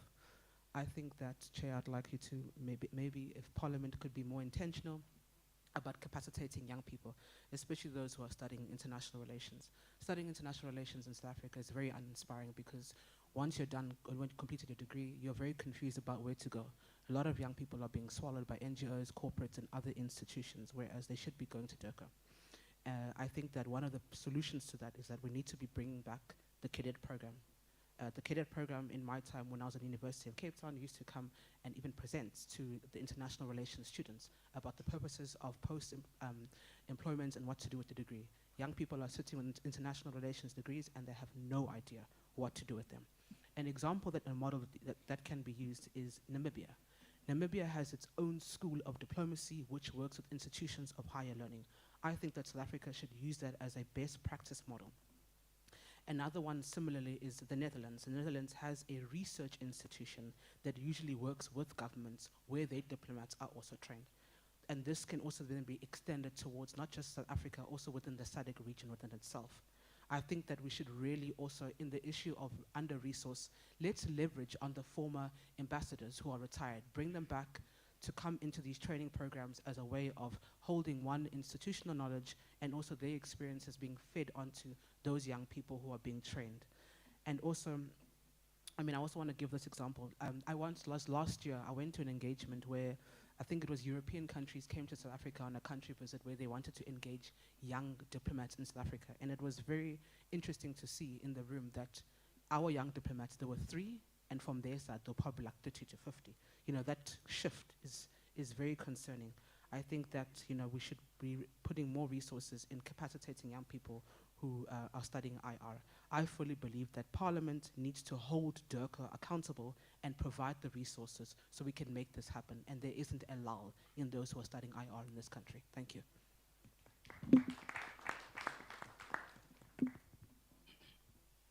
Thank you very much, Chair. I think for introduction purposes, my name is Justice Nkomo. I am from Kosatu in Gauteng. Chair, I think maybe to also marry my approach to that of the SG of Contralesa, I will mainly focus on the labor component of what you would have perhaps presented. But firstly, we want to welcome.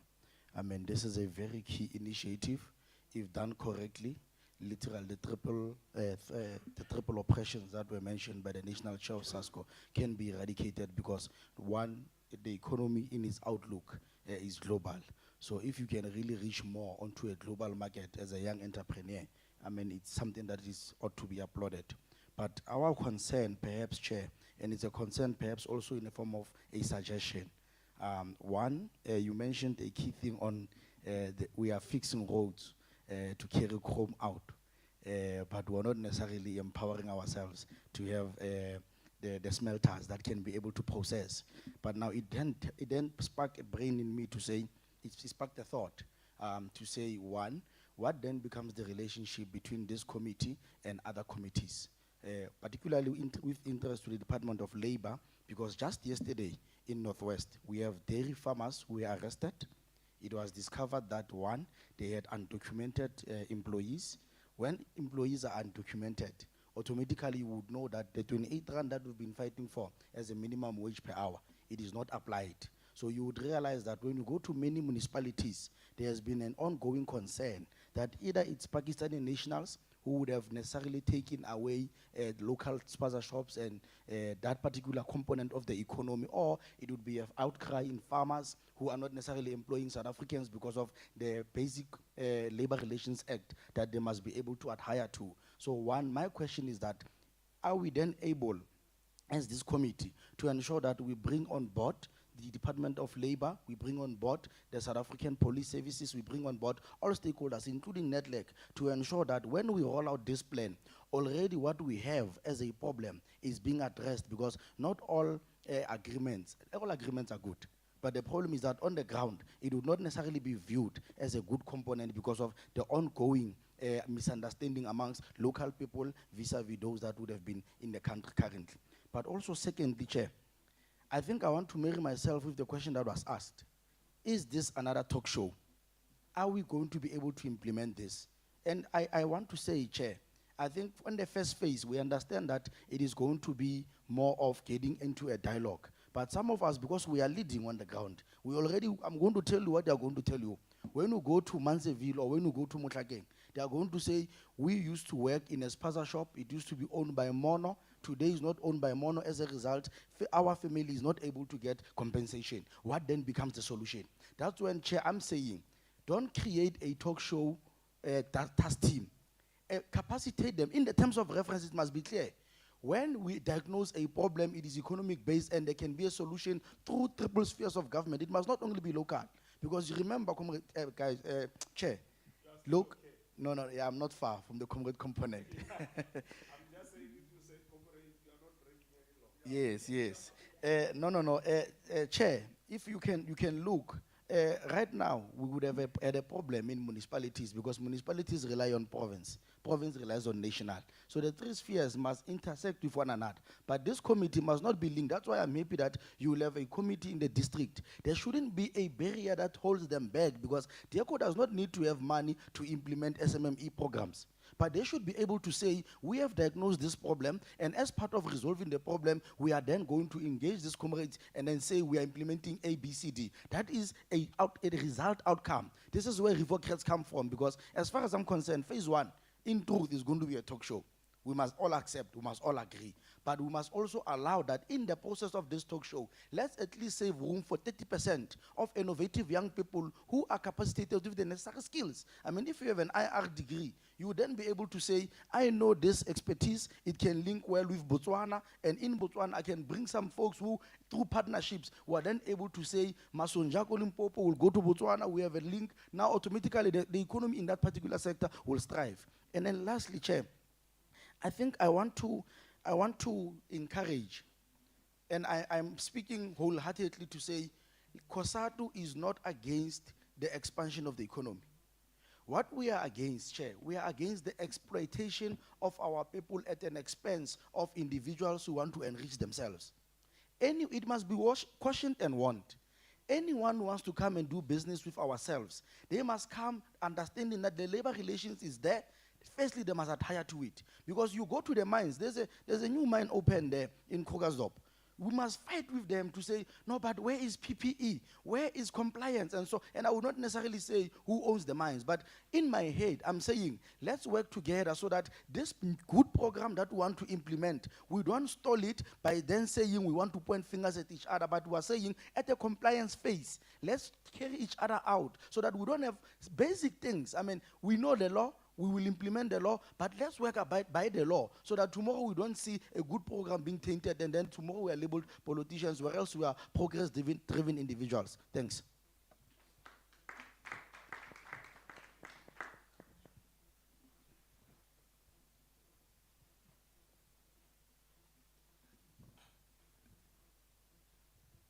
Greetings once again, Chair. Just quickly, after you had spoken about implementing the paradigm shift structures within provincial, local, metro, and ward levels, you spoke about one paradigm shift structure that needs to be implemented, but you didn't speak on the rest. So may you just please elaborate on those paradigm shift structures that need to be implemented by 2027? Thank you.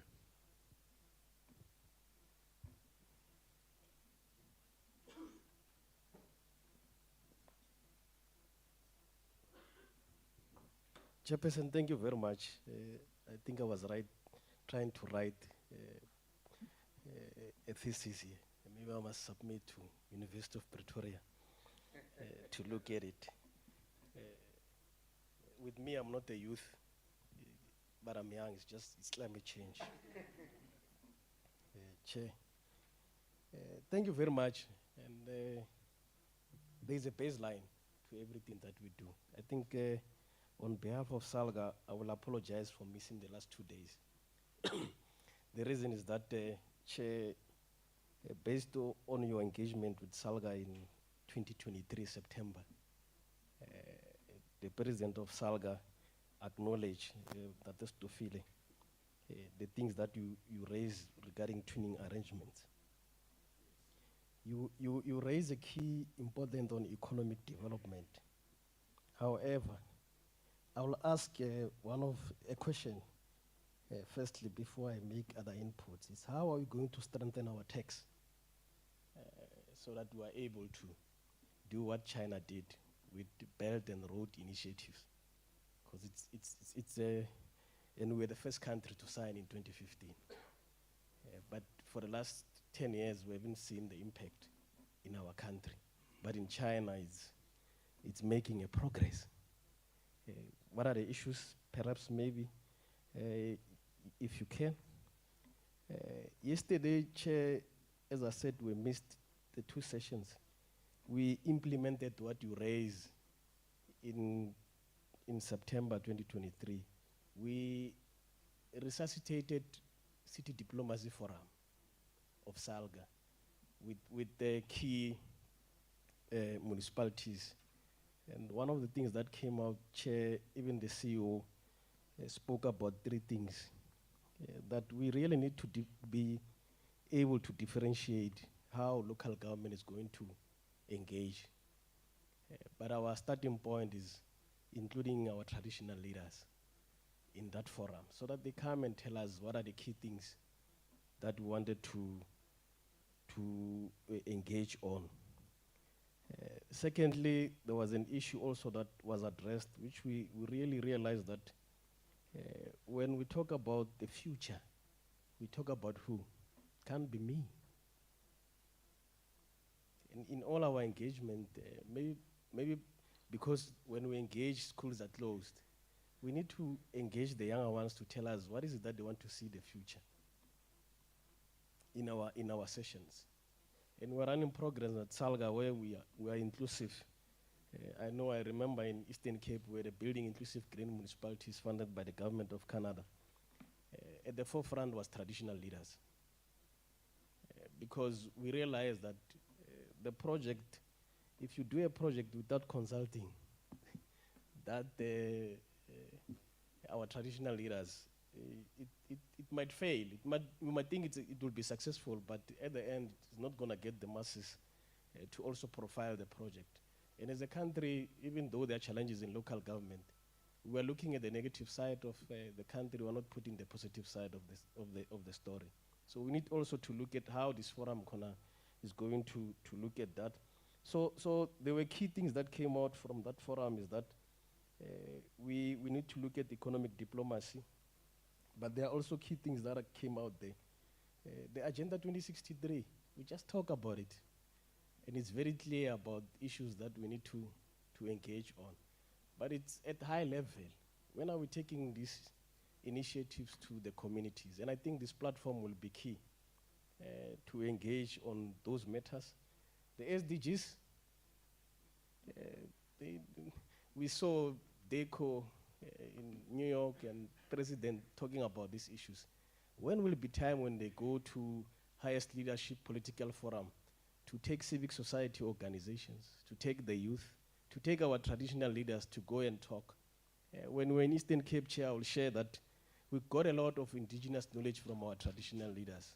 Climate change, we can go back to our traditional leaders to come and to share the experience on how they were dealing with some of the things. They will tell you the rain is coming, can you go home? Today we use science. Yes, it's good because we have to quantify it.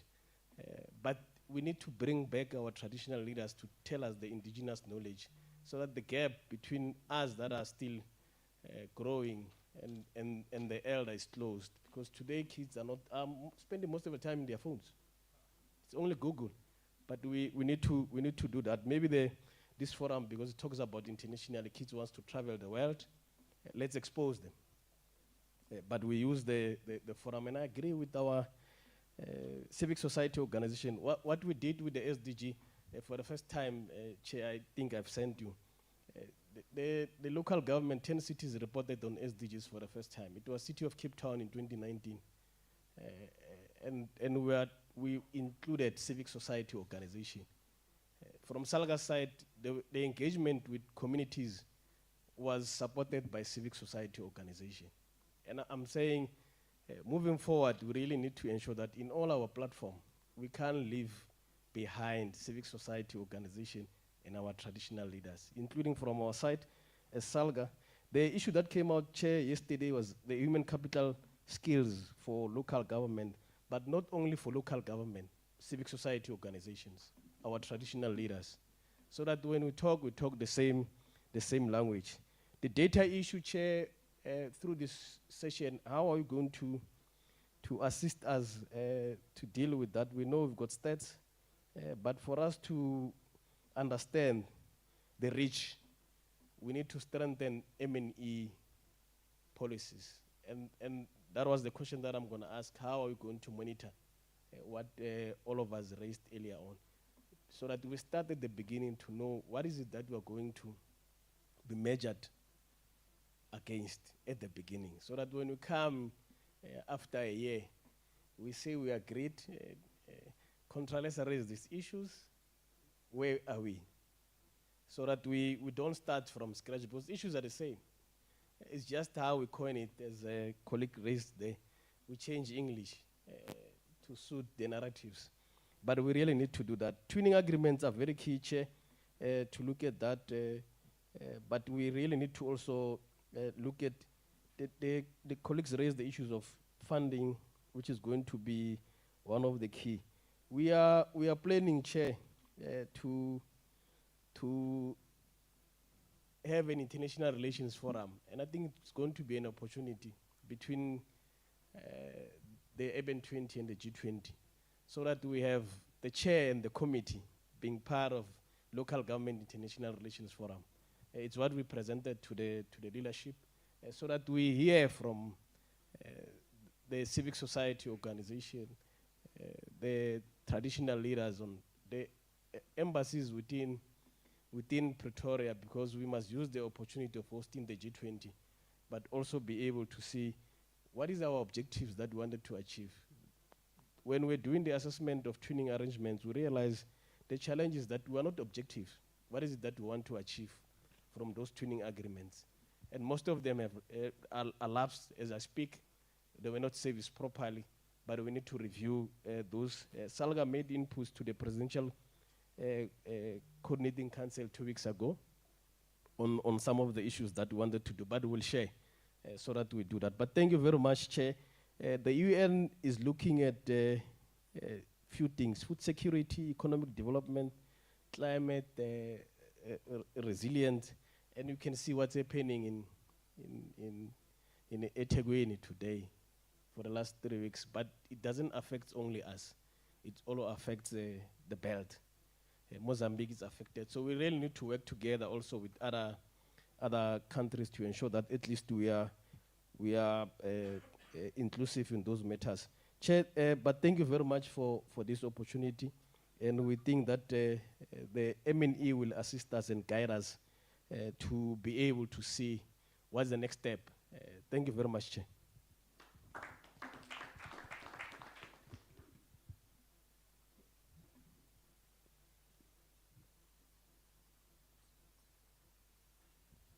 Thank you so much, Chair.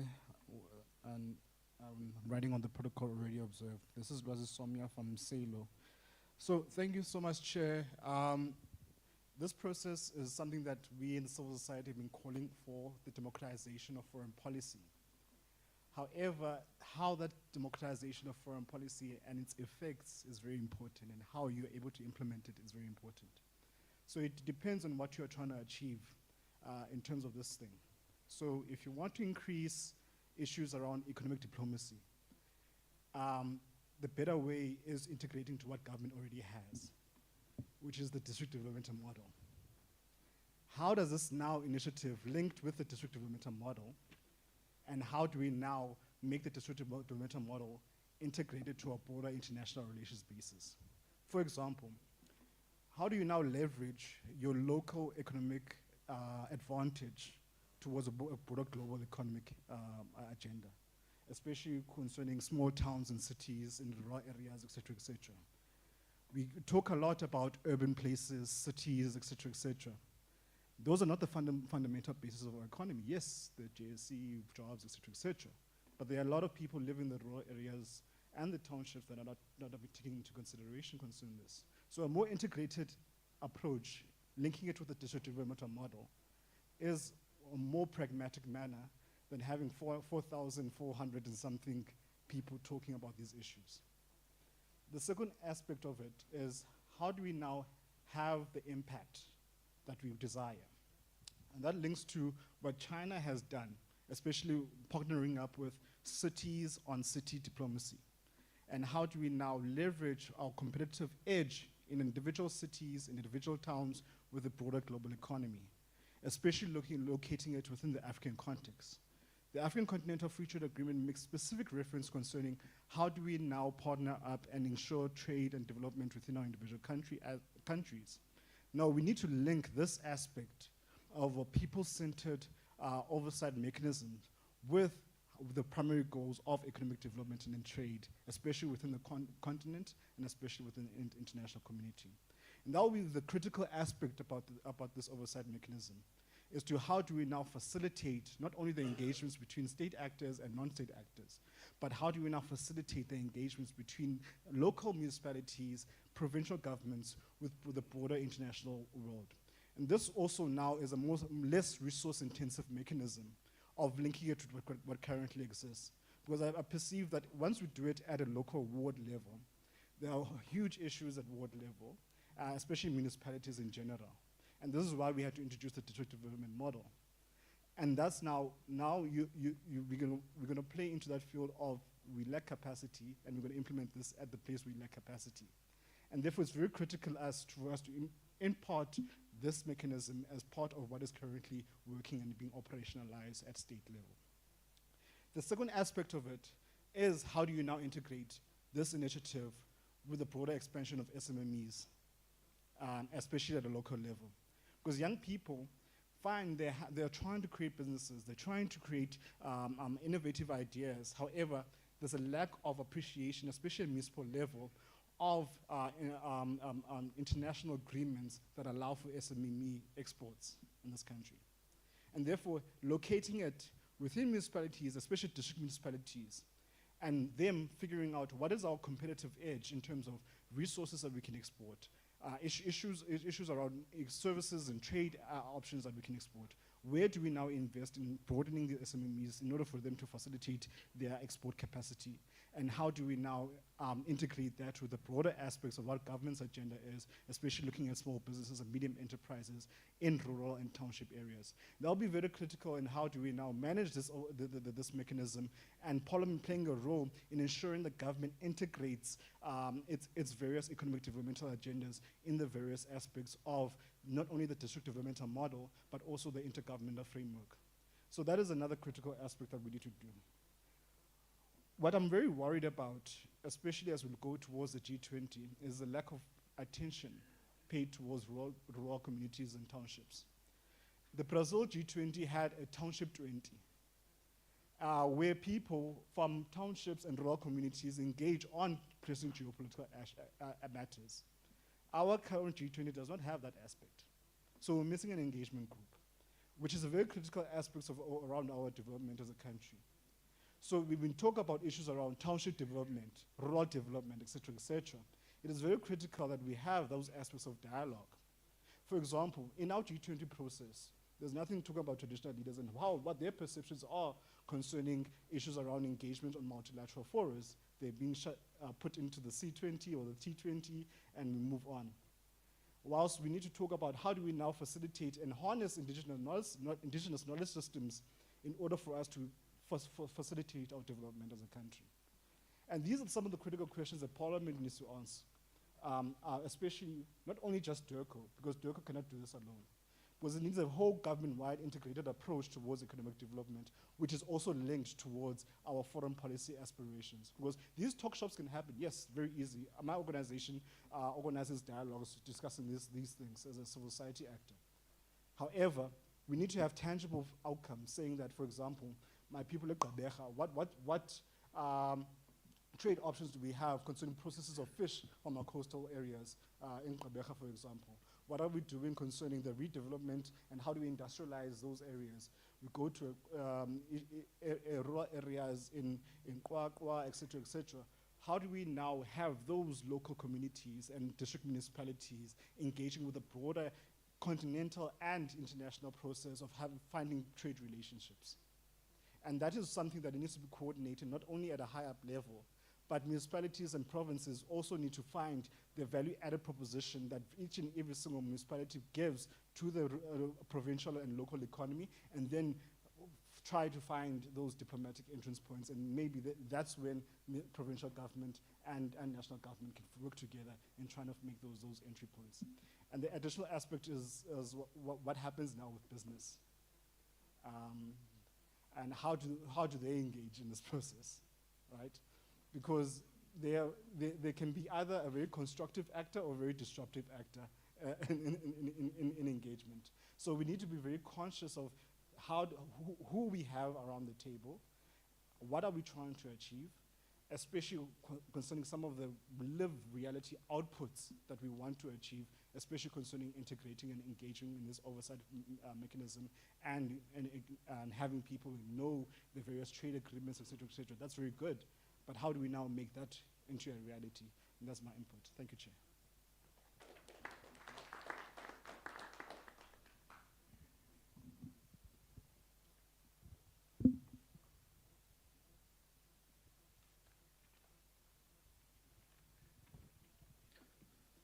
Thank you, Mr. Chair, and thank you for all the discussions. I think those were very interesting, very inspiring. I want to start. I was reading the title of this item, and I see questions and answers session and messages of support. So I wanted to deliver a message of support for this initiative. I applaud this initiative. I think it's very timely and very important.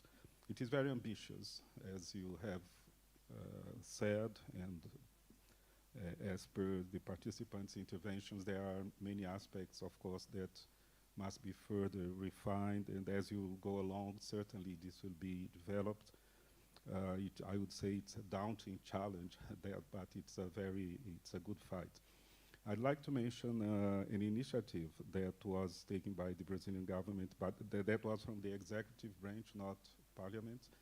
And I thank the intervention that referred to the initiative of Brazilian presidency to have a discussion on the townships.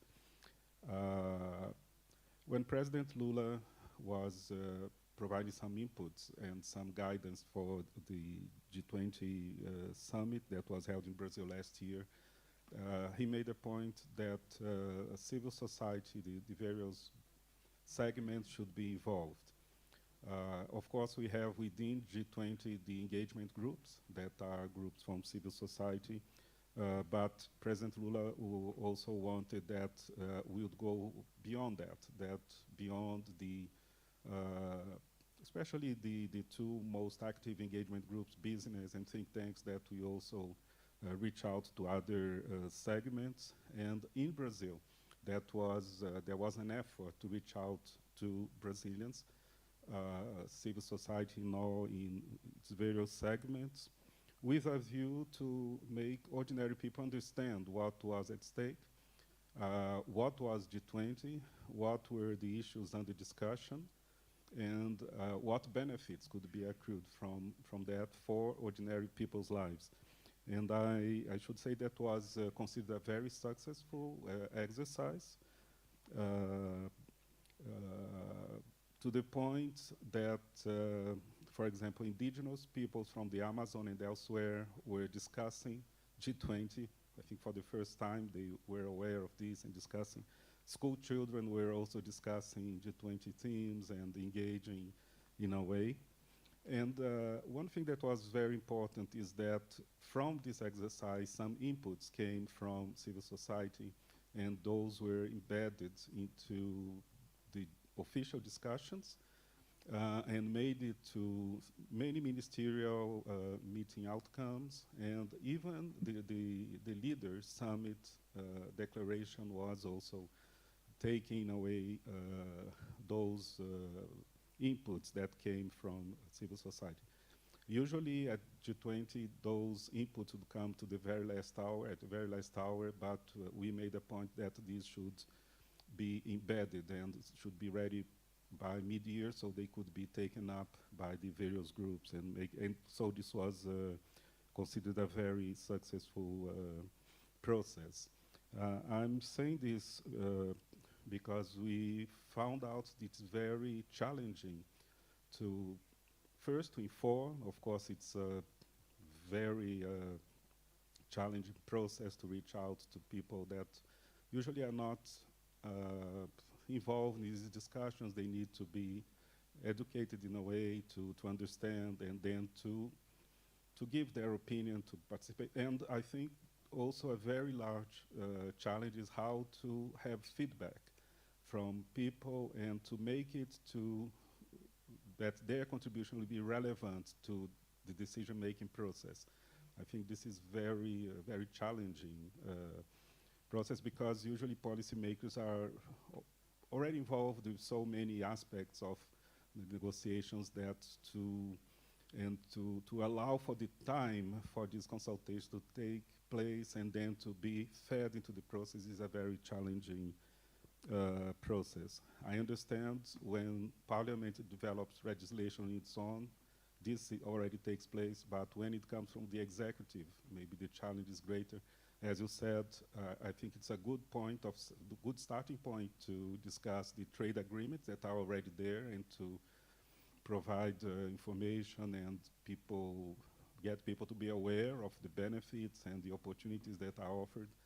So I really think that is a good starting point, but maybe in the future you will also be able to develop mechanisms to dialogue with executive and try to also be of assistance and provide relevant inputs. This is, again, a very challenging task, but I think you are in the right way, and we applaud this initiative. Thank you.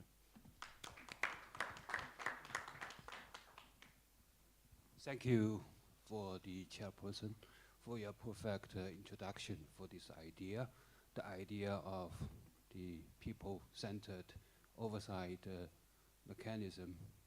I understand it takes 30 years to be developed, to be mature, and are ready to go for this perfect idea. Also, you are absolutely right as you emphasized the importance of local economic development, because we are in a connected world, and South Africa is an open economy. All of us will understand how outside change, outside elements, outside inputs can impact the daily life of ordinary South African people. Just like we did as a major partner of South Africa since the year of 1998. We worked very closely with DIRCO, with the other relevant ministries to develop together with South Africa people. For example, on the front line of trade, we have already been the biggest trade partner with South Africa for consecutive 15 years. In the investment field, altogether, the accumulative investment from China into South Africa has reached the threshold of 20 billion US dollars. And right now, we have more than 200 Chinese companies operating in South Africa and creating more than 400,000 jobs for South Africa. Just like the President Ramaphosa emphasized in his SONA speech, the most wanted commodity for South Africa is jobs, jobs, jobs. And what we are doing is, or the solution we are offering is investment, investment, investment. That's what we, together with our counterparties in South Africa, we are doing. But I don't think that's the reason for complacency. Because we are thinking how to better partner with South Africa counterparts. Today, your idea, your proposal, just give us a very good guiding principle. Because ultimately, the idea of government is of the people, for the people, by the people. But I think your solution today could be the last mile of this proposition. Because as the foreign missions in South Africa, I think this idea should be translated into how to better listen to the people, to the locality or local people. How to better engage with the local people. How to better deliver to the local people. For example, listen to the local people. We need to utilize this platform, this mechanism to understand, to well understand for each village, each metro, each district, what's the people's exact need? If, for example, in some village, people need a skill to develop their livelihood. For some metros, people need investment, need capital to start their business. For some district, we have quite a lot agri-products. We need channel, we need a market. For example, the rooibos, the tea. For example, the avocado in South Africa. So we need to listen to the local people better. Second, we need to engage the local people better, just like our chairperson mentioned.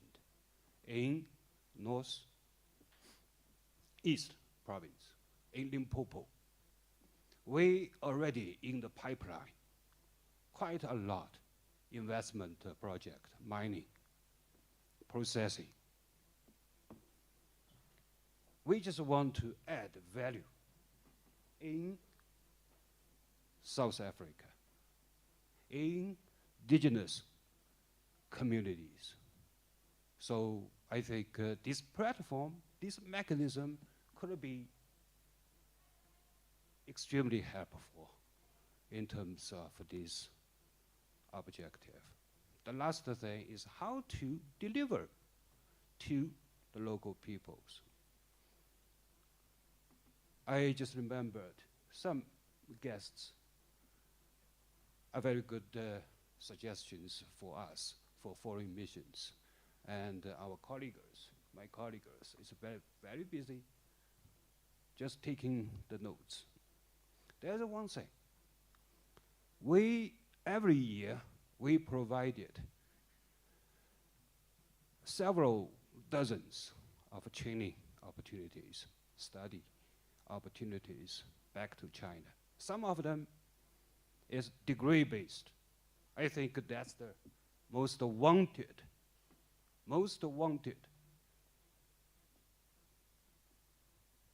thing for South African youth. But the problem is, no matter how harder we tried, the utilization, the rate is only very low, below 20%, I guess. So it's wasted. It's wasted resources. But we are so confident with this initiative, there will be huge progress for us. Finally, this initiative just reminded me just one thing, just one saying from South Africa. If you just want to go fast, you go alone. If you want to go far, go together. With the parliament, to get the masses people connected together. I think our answer from our foreign missions is quite clear. Together, we go further.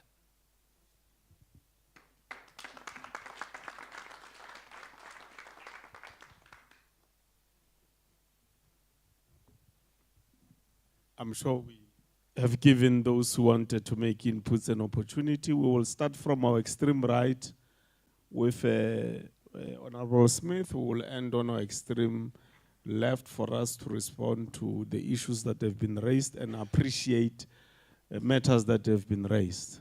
Honorable Smith. Thank you, Chair. Yes, it is on. I'm going to be as brief as possible.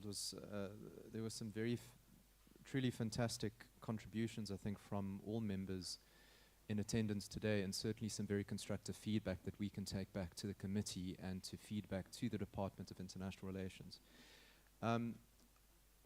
It's going to be difficult for me to touch on everything, but I'm going to try and distill my response into what I think is most important.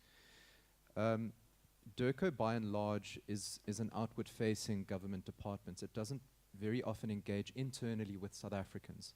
And I think that's what this entire process has been so revealing about, is that it's really revealed that, certainly to the committees, that DIRCO needs to have far more internal engagements in terms of the way that it conducts its business. And I think that the input, certainly from COSATU, from the members from Controlesa, from SALGA, there is a need for us to certainly integrate other departments like COGTA, for example, in the foreign policy deliberation process. There needs to be a consultation with traditional leaders. There needs to be potentially a reassessment of the labor framework in terms of how we can better leverage foreign direct investment into South Africa. And so I do think that there's a lot more room, I think, for those discussions to take place.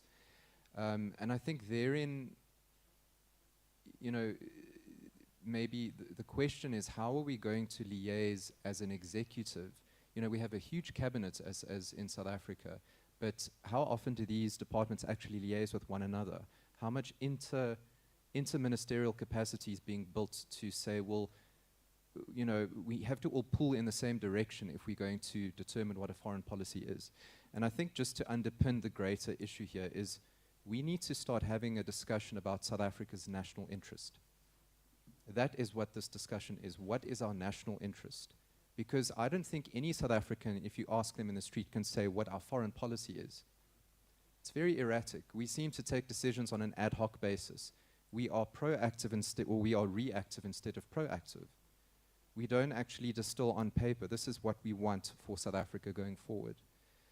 And so I think if we turn DIRCO into more of an inward sort of department, and certainly using the committee to do so, and we continue with this form of consultative engagement with ordinary citizens, with the ambassadors as well, we can start to paint a better picture of what South Africa needs and what South Africa wants.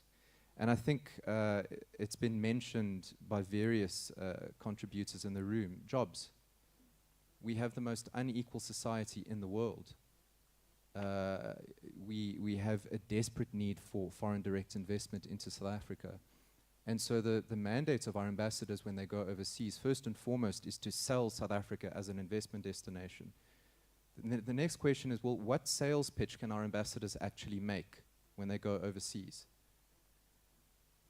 And that's the second point that I'm going to get to, is how are we succeeding in our domestic policy to actually make South Africa sellable overseas? How do we attract foreign direct investment? Now, you can't expect an ambassador to say, come and invest in South Africa, you might have electricity in your factory. Come and invest in this particular municipality, we hope that the trucks will survive the roads because of the potholes. So, again, foreign policy is interlinked with domestic policy and domestic policy success. And policy success is determined by outcome, not by intent. You can write a law with the most wonderful title and people think, oh, it sounds amazing. But if you read the fine print, you think, oh, this is terrible for South Africa. And we've been doing that for years and years and years. So domestic policy must be outcome-oriented. And if we have an outcome-oriented domestic policy framework, it allows us to sell South Africa even better as an investment destination which brings in investment, which creates jobs, and which stimulates industry. So that's the second point I think that we need to make. And therein, the role of local municipalities comes into play. How are we ensuring that local municipalities are capacitated? How are we removing cadres, the comment that came from the back there, who are placed in positions as officials but don't actually know how to implement a policy framework?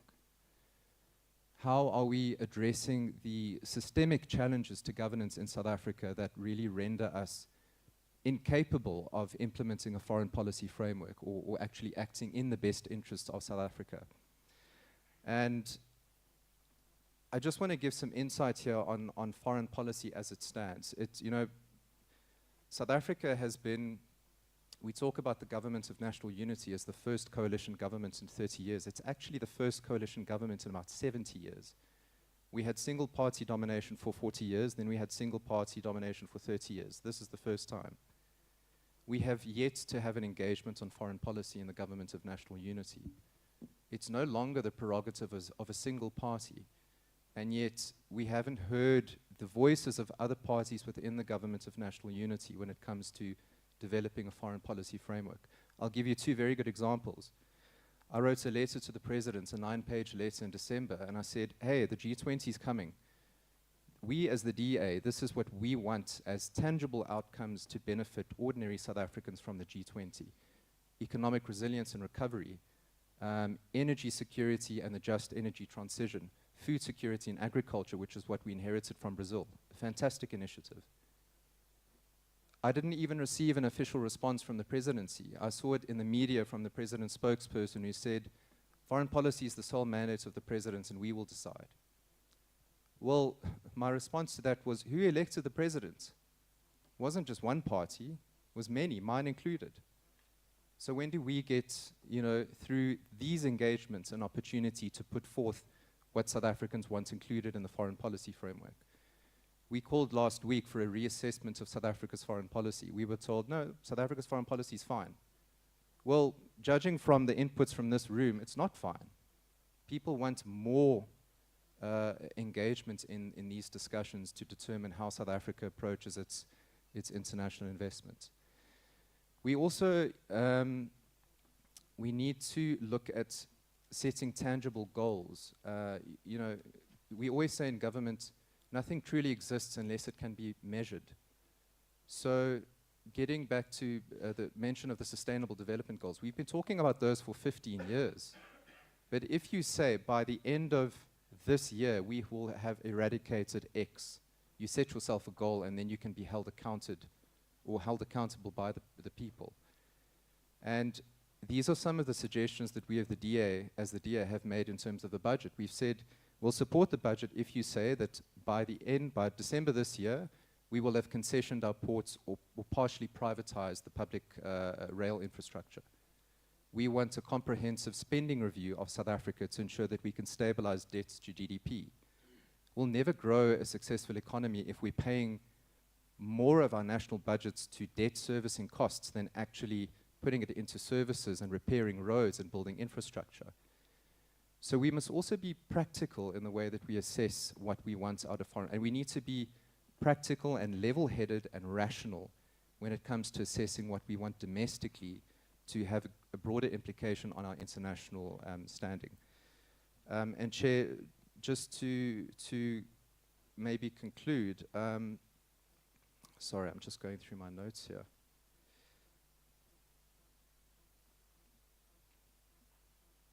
Yeah, so I really think that is the broader discussion that South Africans need to be having, is how do we incentivize more discussion around foreign policy? And I'm going to get, I think it was Ruth Asanga, have I got your name correct, made a very, very good point about foreign policy, and we've mentioned it in our committee. We say that it's often the sort of discourse of academics and elites.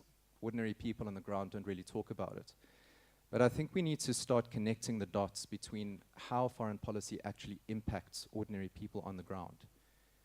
The world has changed a lot in the last 5 years, you know, and they say that a week is a long time in politics. Well, I think a day is a long time in foreign affairs at the moment. 12 hours is a long time in foreign affairs.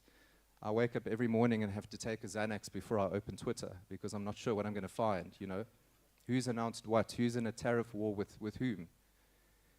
But maybe the silver lining, and I say silver lining with skepticism, of what's happening globally at the moment is it is sensitizing people to how foreign policy affects us directly. You can't impose a tariff on another country and expect that your own citizens will not pay for that somewhere. When your car costs 25% more because of a tariff, you feel it in your own pocket. When the cost of bread and sunflower oil goes up because of an invasion in Ukraine on the part of the Russians.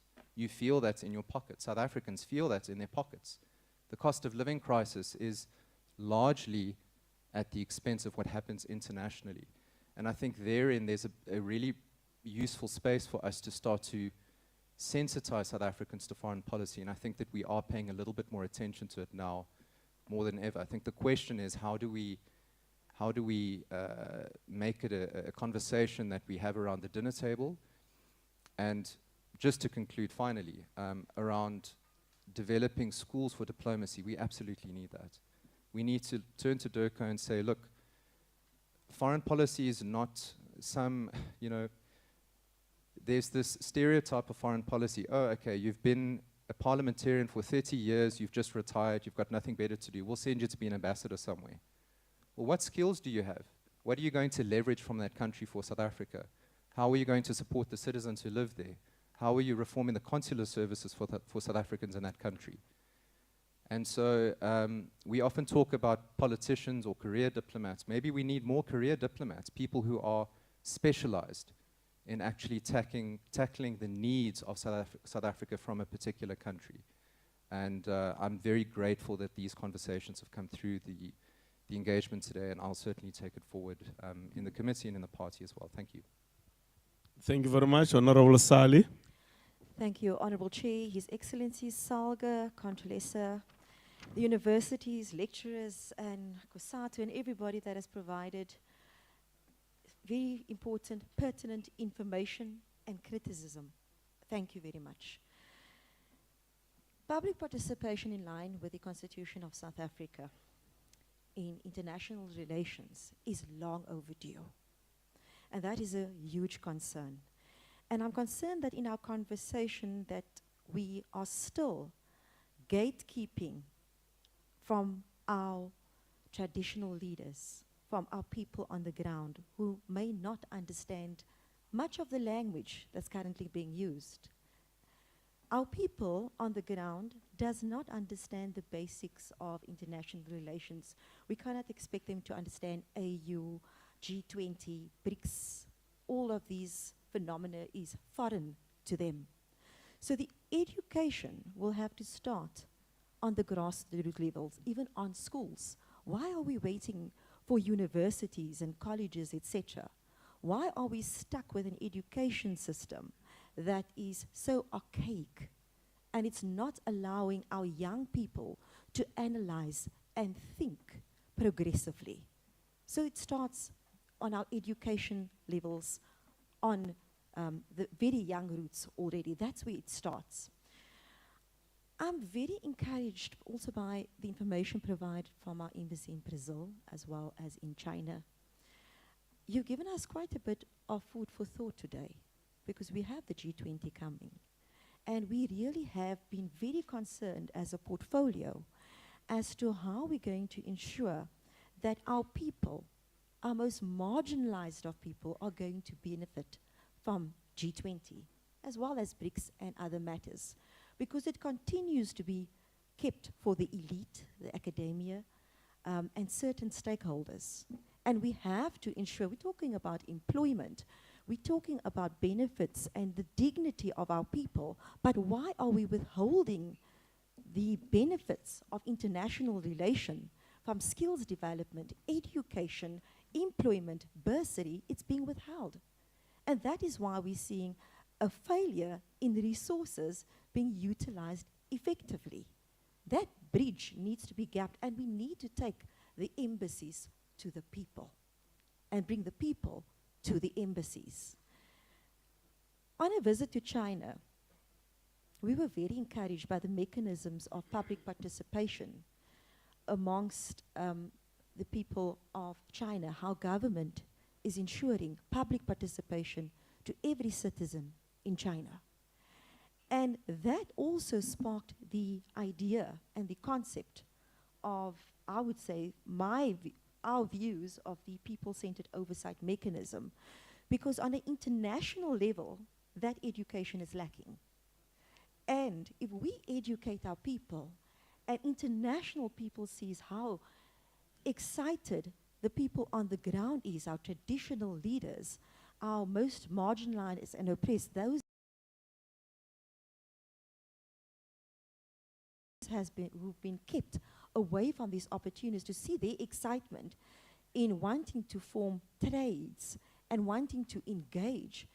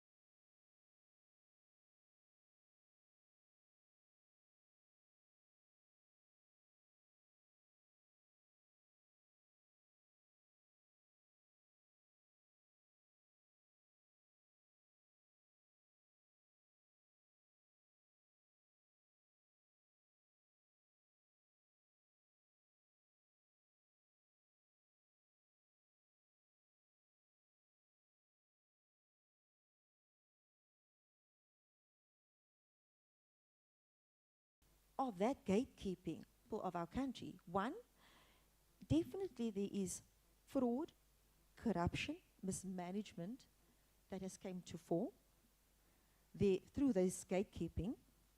That is a concern.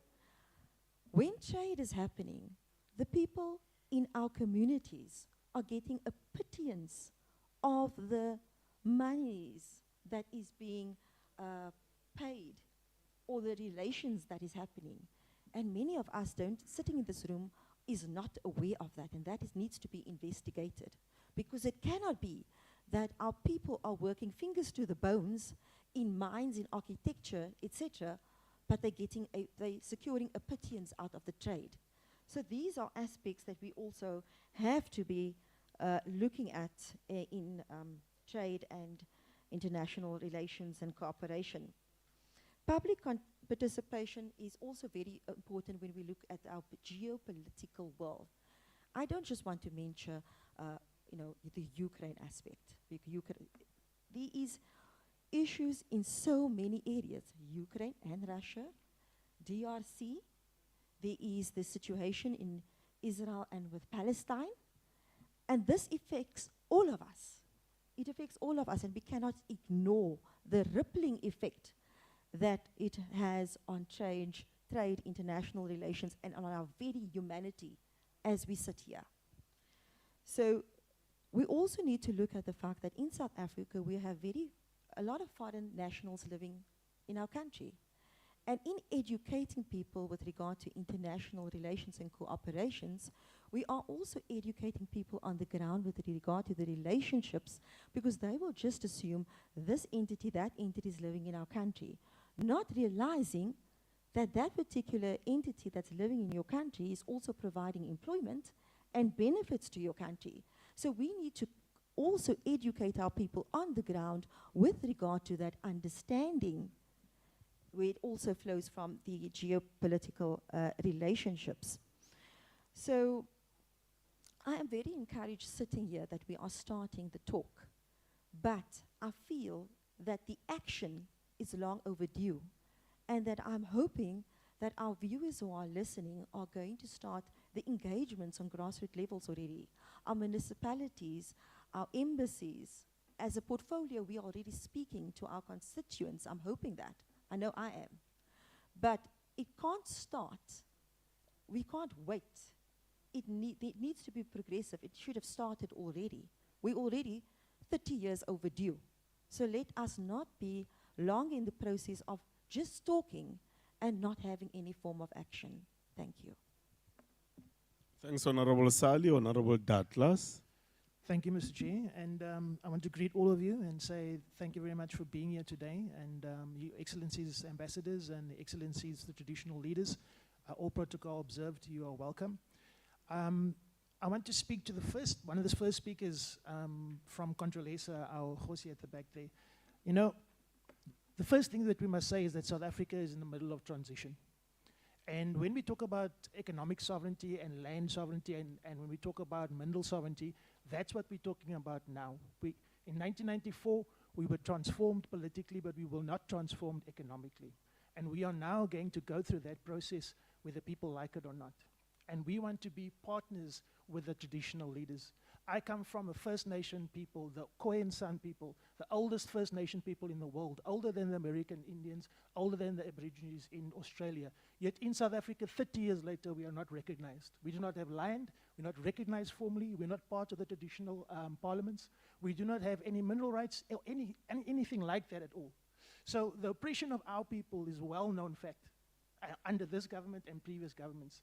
But like us, there are many other African indigenous leaders that have lands, but they don't have mineral rights. How is it possible that a king and a Khosi can have lands where he has hundreds, millions of people living on it, but he has no right to mine the very minerals under his feet? That mineral rights goes to politically connected people. That mineral rights goes to business people. That mineral rights is owned by the same people that benefited under apartheid. You see, right now in South Africa, we are talking about land. That's what we're talking about. Anybody can talk about foreign direct investment and come here and talk about jobs, but we need to talk about land ownership. Because when we talk about bilaterals, and we talk about AGOA, and we talk about FOCAC, because I've been to the Forum of Africa-China Cooperation many times, when we talk about land and we talk about bilateral agreements, what does it actually mean for the South Africans that are poor, that are suffering, that live outside the gates of the mines? What it means is that the same people that benefited under apartheid, that still own 80% of the land in this country, they own the mines, they own the farms, they own the businesses, they own 80% of the JSE. They are the ones that are trading with these countries, with China, with AGOA, with all these different bilaterals. Who's the people trading? Who's the people benefiting? It's not the local communities. It's not us as the indigenous people, as the Aboriginal people. You see, we need to start having a talk about who benefits the most. When I went to the Forum of Africa-China Cooperation in 2018 in Beijing, I was there for the start of the South Africa Chamber of Commerce in South Africa, in China.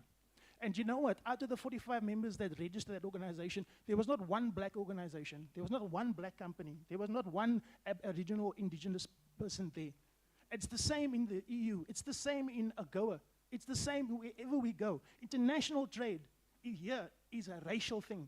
It belongs to the people who own the land. It doesn't belong to the people who live on the land, for the people who have been here.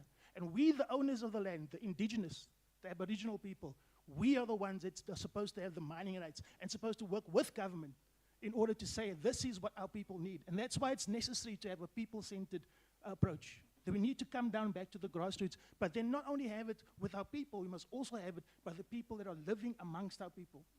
The Chinese foreign nationals, the British foreign nationals, the American Anglo-Americans who are in our communities, in our rural communities, taking our resources out, leaving holes, leaving unrehabilitated mines, leaving poverty and leaving children behind. What damage have they done to our communities is untotaled. And for 30 years, our people have suffered in abject poverty. Our people have lived in shacks while the raw materials go out in trucks every single day to the ports. This is another continuation of colonialism. And whether it's from the east, from the west, or from the north, or from the south, we're putting Africa first from now onwards. And if we, as an opposition party, that's what we stand for. We stand for the rehabilitation of our economic structure, of our land structure, so the people who benefit are the people of South Africa. That nothing leaves this country raw anymore. That we must start making sure that we have smelters, like the chairperson have said. We must have wash plants, but we need to have the entire value chains must be owned here. We must send out completed products so that our people have jobs. We must be part of the fourth industrial revolution. And this is what we want to bring to our people. Why is it that when we go to these international trades, in our BRICS environment, in our EU environment, there's not a single black economic empowerment company that has the support of our government to put them there, to put the deals in place, to be able to bring black entrepreneurs, black SMMEs to be part of international trade. That is why we are here. We are here to say no. We're not going to keep it a secret anymore. It's not just the politicians that are going to benefit at the high level, the elites, the 1%. Whether they're black, white, colored, Indian, it doesn't matter. It's not about the race only. It's also about who owns the land and who's the ones benefiting now from the contracts 30 years down the line. We are no longer going to be playing games about this. We need our people to be saved. People are dying. Our people are suffering. Our people have nothing. So when we talk about things like multinational company accountability, we see that 20 billion rand of trade, but we also see the good and the bad impacts. How can we make sure that the impacts of these companies benefit the local community? So it's not just jobs. Jobs is one part of the equation. It's about the ownership of that value chain, the ownership of that resource. We have the world's we got rare earth minerals. We have gold. We have all the things that we need to take our people out of poverty. We have oil. We have gas that we just found here. We're still a net importer of all of gas and oil. We need to be able to build our own refineries and partner with BRICS partners and partner with other partners that are willing to give us financing, but not that it's going to be a debt trap for us like the IMF and the World Bank. We want to work with organizations like the New Development Bank and other banks that don't put strings on us.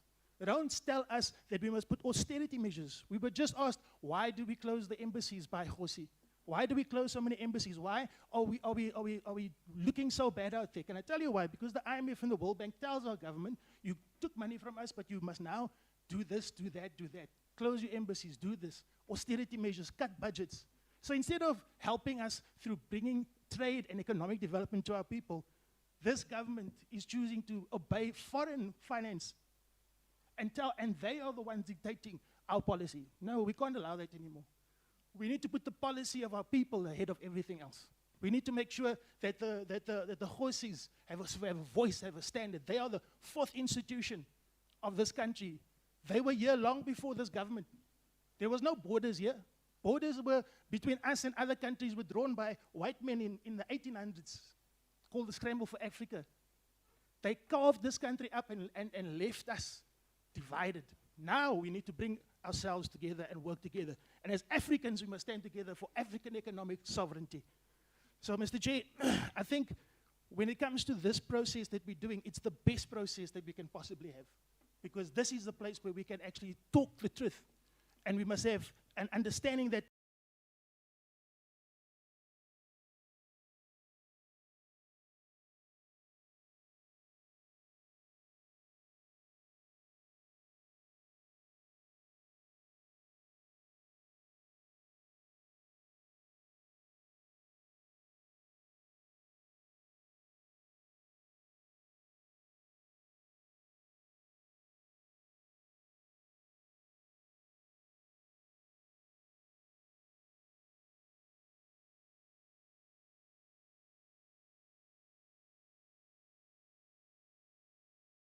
Thank you very much.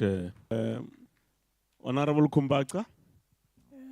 No, thank you very much, Chair. And let me start by greeting and acknowledging Your Excellencies, our traditional leaders, representatives from SALGA, our students and academics that are here, and our organizations.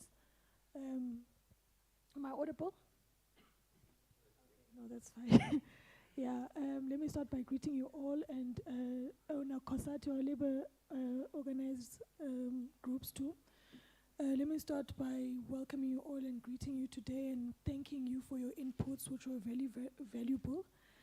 You know, our foreign policy and global developments are not abstract concepts. You know, they have tangible effects on the ground. You know, they affect communities, our economy, livelihoods, etc. So, and our foreign policy also rooted in economic diplomacy and constitutionalism and human rights. But I think what's more important is our economic diplomacy approach. think we need a radical, based on the inputs that we've heard today, we need a radical perspective on our economic diplomacy. And that is only possible when and if our people understand what international relations is and how they can contribute towards it. So we need to simplify IR to the people and practicalize it and make it practical, so that our people can have a voice and they can contribute to this radical perspective when it comes to economic diplomacy.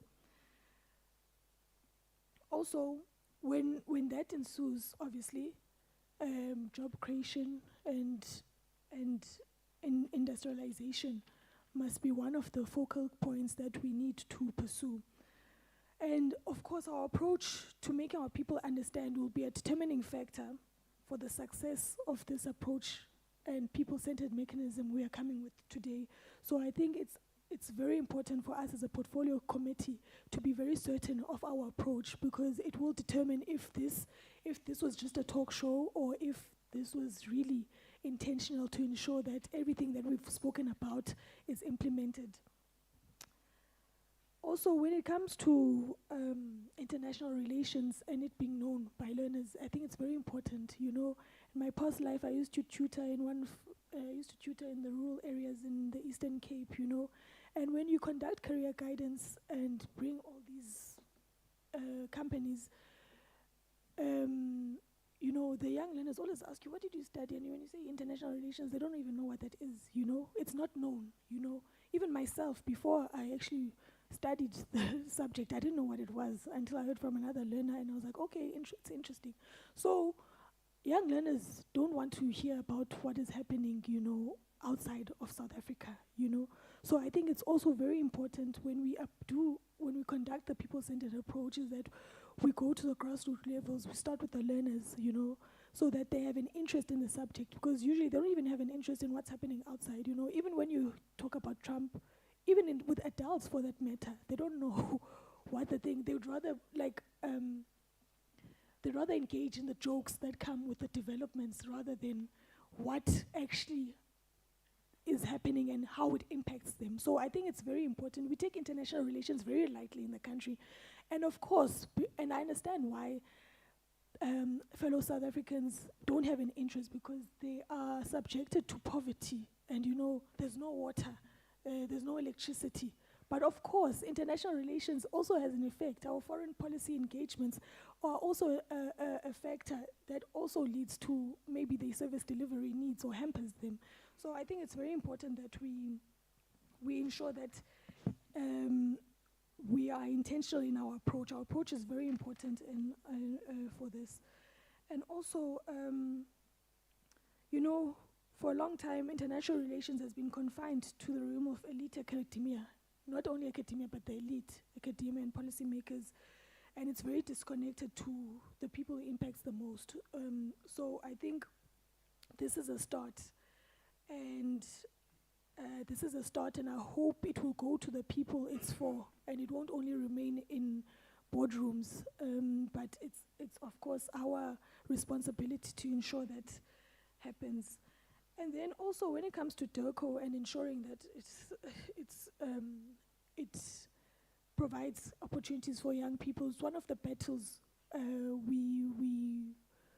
one of our first battles of the 7th administration, when we came here to Parliament, you know, and we asked them about the cadet program when we first came there, and then eventually they did advertise it last year. After 10 years, they said it's been 10 years of its absence, so they did advertise it last year in October. But of course, it was not out there, because we even asked about the communications part. You know, you hardly see opportunities from DIRCO. It's like, I don't know. We know it's a battle which has been ongoing in terms of engaging them, because even like the mere fact that opportunities are not all over and they only confined to the website, it's a problem, you know, because we live in a very diverse society. So it's an ongoing battle which we will continue pursuing as a committee, because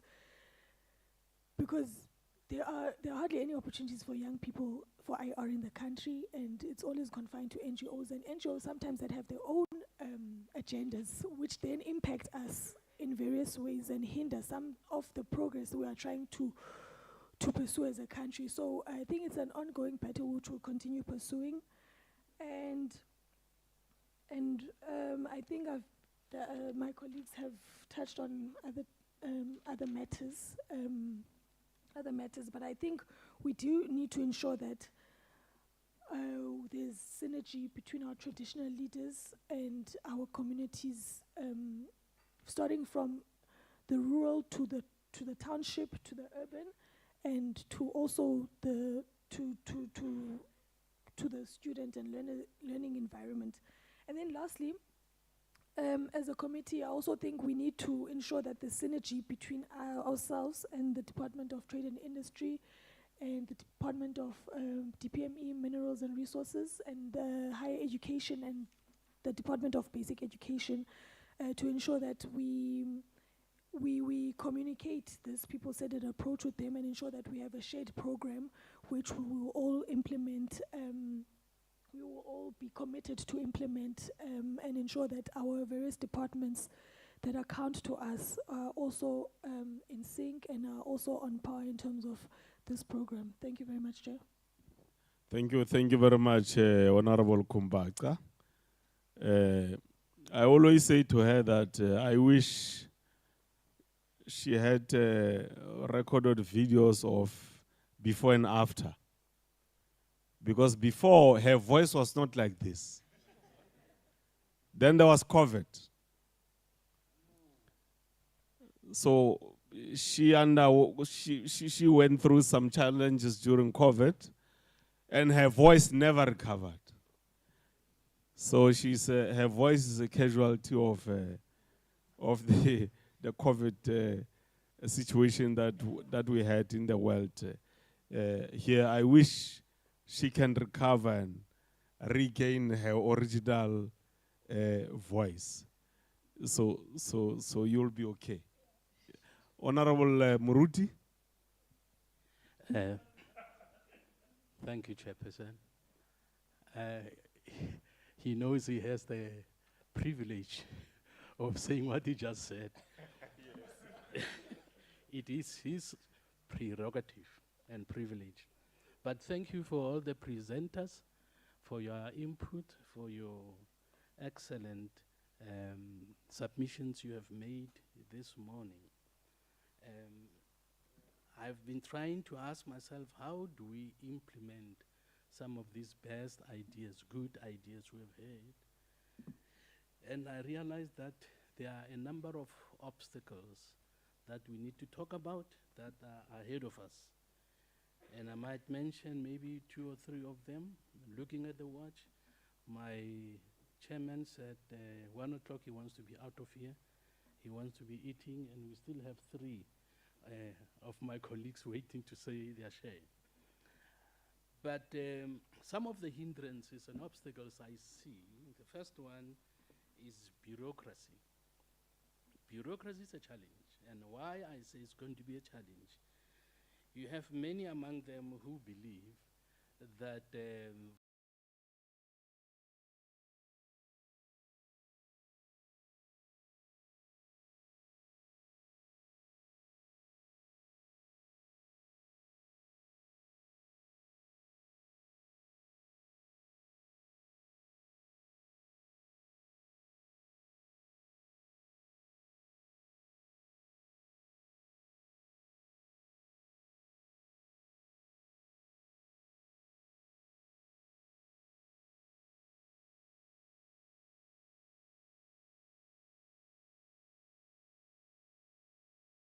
to change such mindsets help so that ideas can be accepted from ordinary people, from whatever community they come from.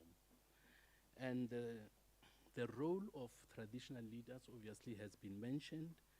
It's something that was held in high esteem when we grew up. And we know that when traditional leaders had their authority, that was well practiced and implemented in communities, we had much safer communities than we have today because of the role they played and the respect they commanded. It's always embarrassing for me when I hear a question asked about which profession has the most corrupt people. And without fail, people will say politics. And that obviously has to change. And I never heard people say anything negative about the traditional leaders, what has been happening when they were in charge. And I think we need to do our best to help to ensure that traditional leaders have their roles guarded and protected, so that they ensure that the vision of our visionary chairperson is fulfilled. He hasn't said anything about the fourth arm of government, but some of us have heard about that, and it has impressed us, because without their participation, it's going to be very difficult for people, particularly in more rural towns, to be full participants in what we want to do as we build foreign policy for the country.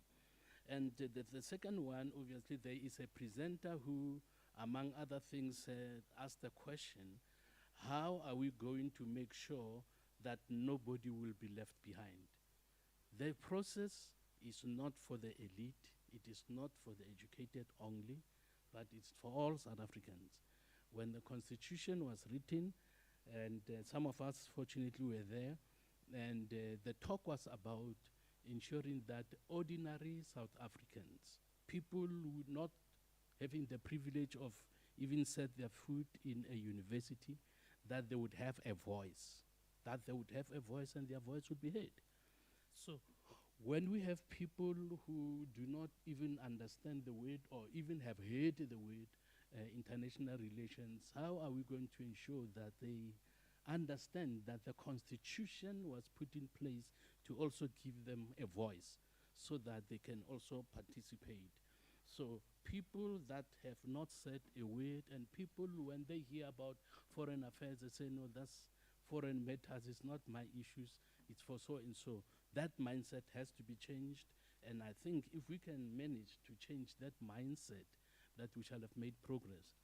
One of my wishes that I shared with my chairman, I said to him that we need to try and prevail on Parliament, or maybe on the Speaker, to allow this committee to prioritize this matter we are busy with right now. Because I believe this is one of the most important things that this committee can do to ensure that every South African, regardless of their background, regardless of their achievements, has a voice, an equal voice in the direction that this country is taking, because we are all influenced and affected by decisions that are made and by what this department is doing.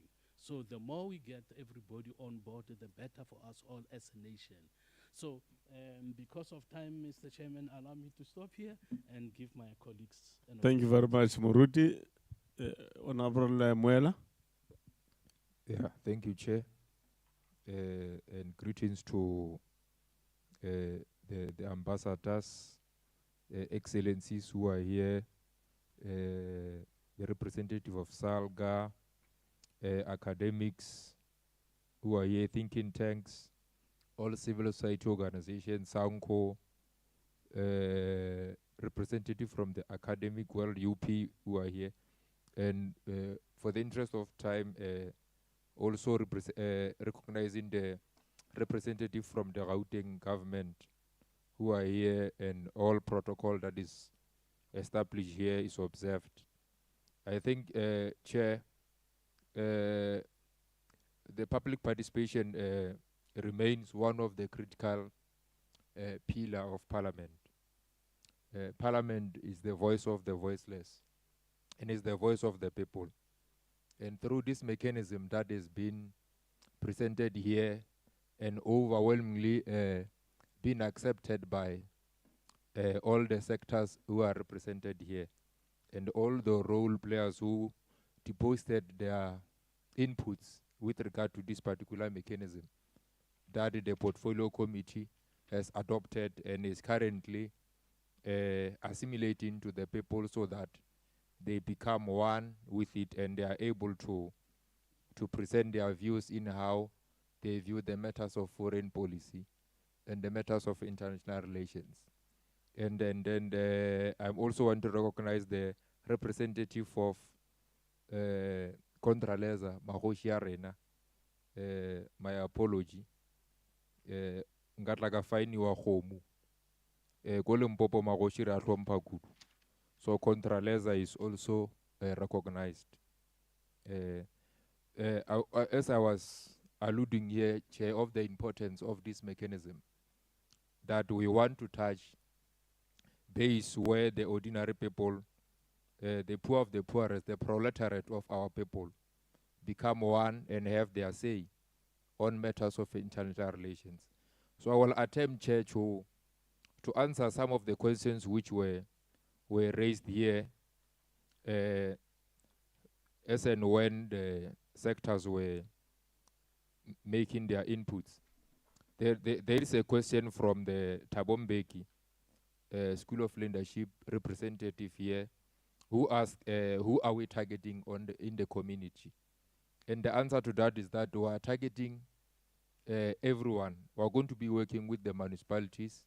We are going to working with the ward-based program, starting from the ward committee. And to align those particular matters, we will make sure that we work with all spheres of government that are interrelated with Parliament, so that it is well managed and it is well coordinated, so that when it comes here, it comes as a voice which has been cascaded through all our spheres.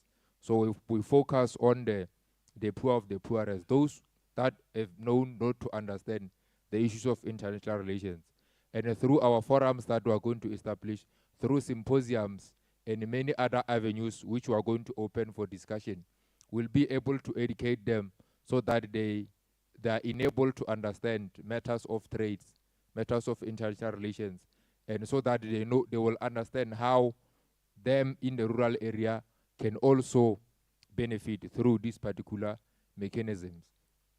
And the other question was to say, how are we going to manage contradictions with regard to diverse of ideological perspective with different political parties that we find in our people? The answer will say the political parties are represented in our governance, in our municipalities. Their views are going to be incorporated in those particular forums, because it will be a forum that will be incorporated like we are here, all representatives of political parties who will be representing the views of the ground. What we want to achieve here is to ensure that we resolve the matters of our people on the ground, which is inequality, poverty, and other problems that are facing our people on the ground. So we are not actually looking at views that may occur, but we'll want to resolve these problems which affect all of us, irrespective of political affiliations and whatsoever. So we want to resolve those particular matters. And the most deposits which were made here by Contraleza Chair was to ensure that we need to ensure that Magoshi Arena get the recognition that they want, because they need to also have diplomatic passports, as they are diplomats themselves, representing the views of their vast majority of our people. So we have to look into those particular matters, liaising with the DERCO that we are playing oversight on, and many other portfolio committees which might cascade from all those avenues and the problems that will be coming from these forums. Because these forums will be bringing different perspective with regard to economic, social, anything that might be affecting our people on the ground. So we're going to bring all role players together and be able to enable them to assist our people on the ground. But as the chair have alluded here, our main objective is to make sure that we elaborate our people economically so that they are able to fight the scourge of poverty that is made in our community. And then another deposit which I also agree on, which has been made by the civil society organizations here, is that we need to capacitate the students or academia who are indulging or enrolling on the matters of international relations, because they go there, they don't find space in DERCO or on any other avenue of government which deal directly with issues of foreign affairs. And also, as a committee, we need to look into piloting on the advice which were given here through to Namibia, that Namibia itself has a school of diplomas. We need to, as a portfolio committee, find a way of piloting so that we are able to use or utilize the experienced retired diplomats and ambassadors that we took for long to go and represent our country outside. That particular experience can work more as and when we pilot and develop something that will bring a cohort of young people into diplomacy, so that we are able to incorporate the particular view that coming from people who are studying international relations. And this, everyone who study international relations from civil society will be coming in handy when we are be dealing with these particular forums, because you are part of the society. We are going to be needing you to be able to assist the people to have an understanding on issues that they might not understand on the ground. So your input and your cooperation in that particular regard is going to be very much important. And there is another deposit that was made here from COSATU, that we hope this is not another talk show. We want to assure you that this is we're breaking new grounds.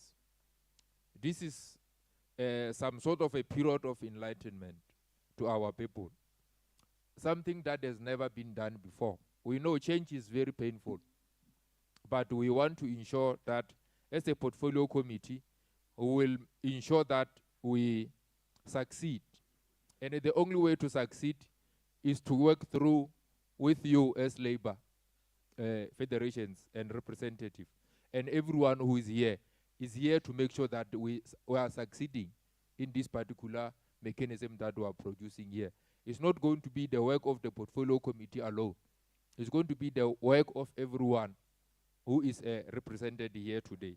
That is why we are engaging with you, so that we are able to work together to liberate our people, because the problems that emanating from our people is the problem that affect all of us as South Africans. So I think most of the issues have been responded by my fellow committee members. So I will stop here, Chair, and thank you very much. Thank you. Honorable Muela, Honorable Mhlongo. Thank you. Thank you, Chair, and greetings once again to the ambassadors here, Contralesa, Gauteng Legislature, UP, Organized Labor, and all the other guests here. Chair, maybe we must start here. That, you know, in order for South Africa to build industries or to create jobs, we need to build new industries. And for us to build new industries, it means that we must stop the exportation of raw mineral resources outside of South Africa in order for us to create jobs for our people. And we must take this opportunity to say to the ambassadors that are here, and any other ambassador and any other country that works with South Africa under the current dispensation, whereby they are prepared to work with us because they extract raw resources outside of South Africa, that even when we change this dispensation and call for our mineral resources to be processed here in South Africa, they must still be willing to work with us. the machinery that they have in their country to process these resources, your gold, your platinum, your manganese, they must be willing to bring it here in South Africa, and we process these raw materials that they find here into finished products and leave South Africa as finished products. We must state that Chair, majority of people sitting here today, including myself, you see, I'm trying to hide my hand now. We are wearing jewelry that is made or bought at American Swiss. That thing always troubles me. That people, South Africans, buy jewelry at companies owned by Americans. Yet in America, there's no gold mine that they have. They mine the gold here, take it to America, create jobs for Americans, and then bring it as a finished product here in South Africa for us to consume. South Africa must move away from being a country where we are consumers. We must begin to make products. And for us to make products, we need a skills transfer and the machinery that is there available in these countries must come to South Africa. We must begin to change laws and say that for anyone who wants to work with us, wants to come and mine here in South Africa, these are the conditions. The product is going to live as a finished product. And then the company those companies must be built in the rural areas where these mines are situated. So that, Chair, we begin to build new cities and new industrial sites in order for our people to find economic opportunities, in order to bridge the gap between the poor and the rich, in order to deal with inequalities that we found in our society. Now, at this current point, Chair, we're made to celebrate on a daily basis that there's jobs that are created by these mines and so forth.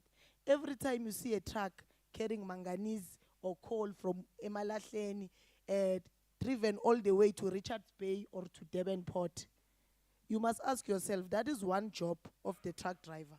But in that truck, how many jobs is he carrying with him that are going to be created for other people outside of South Africa at the expense of South Africans? Another issue, Chair, we need ambassadors to begin to be active, to follow up on the companies of their countries that are working here in South Africa. Follow up if those countries are following all the laws of the Republic of South Africa. Follow up on the companies if they are not exploiting South Africans in those factories. Follow up on your companies from your countries that when they are here in South Africa, what are the skills that they are transferring to the local people?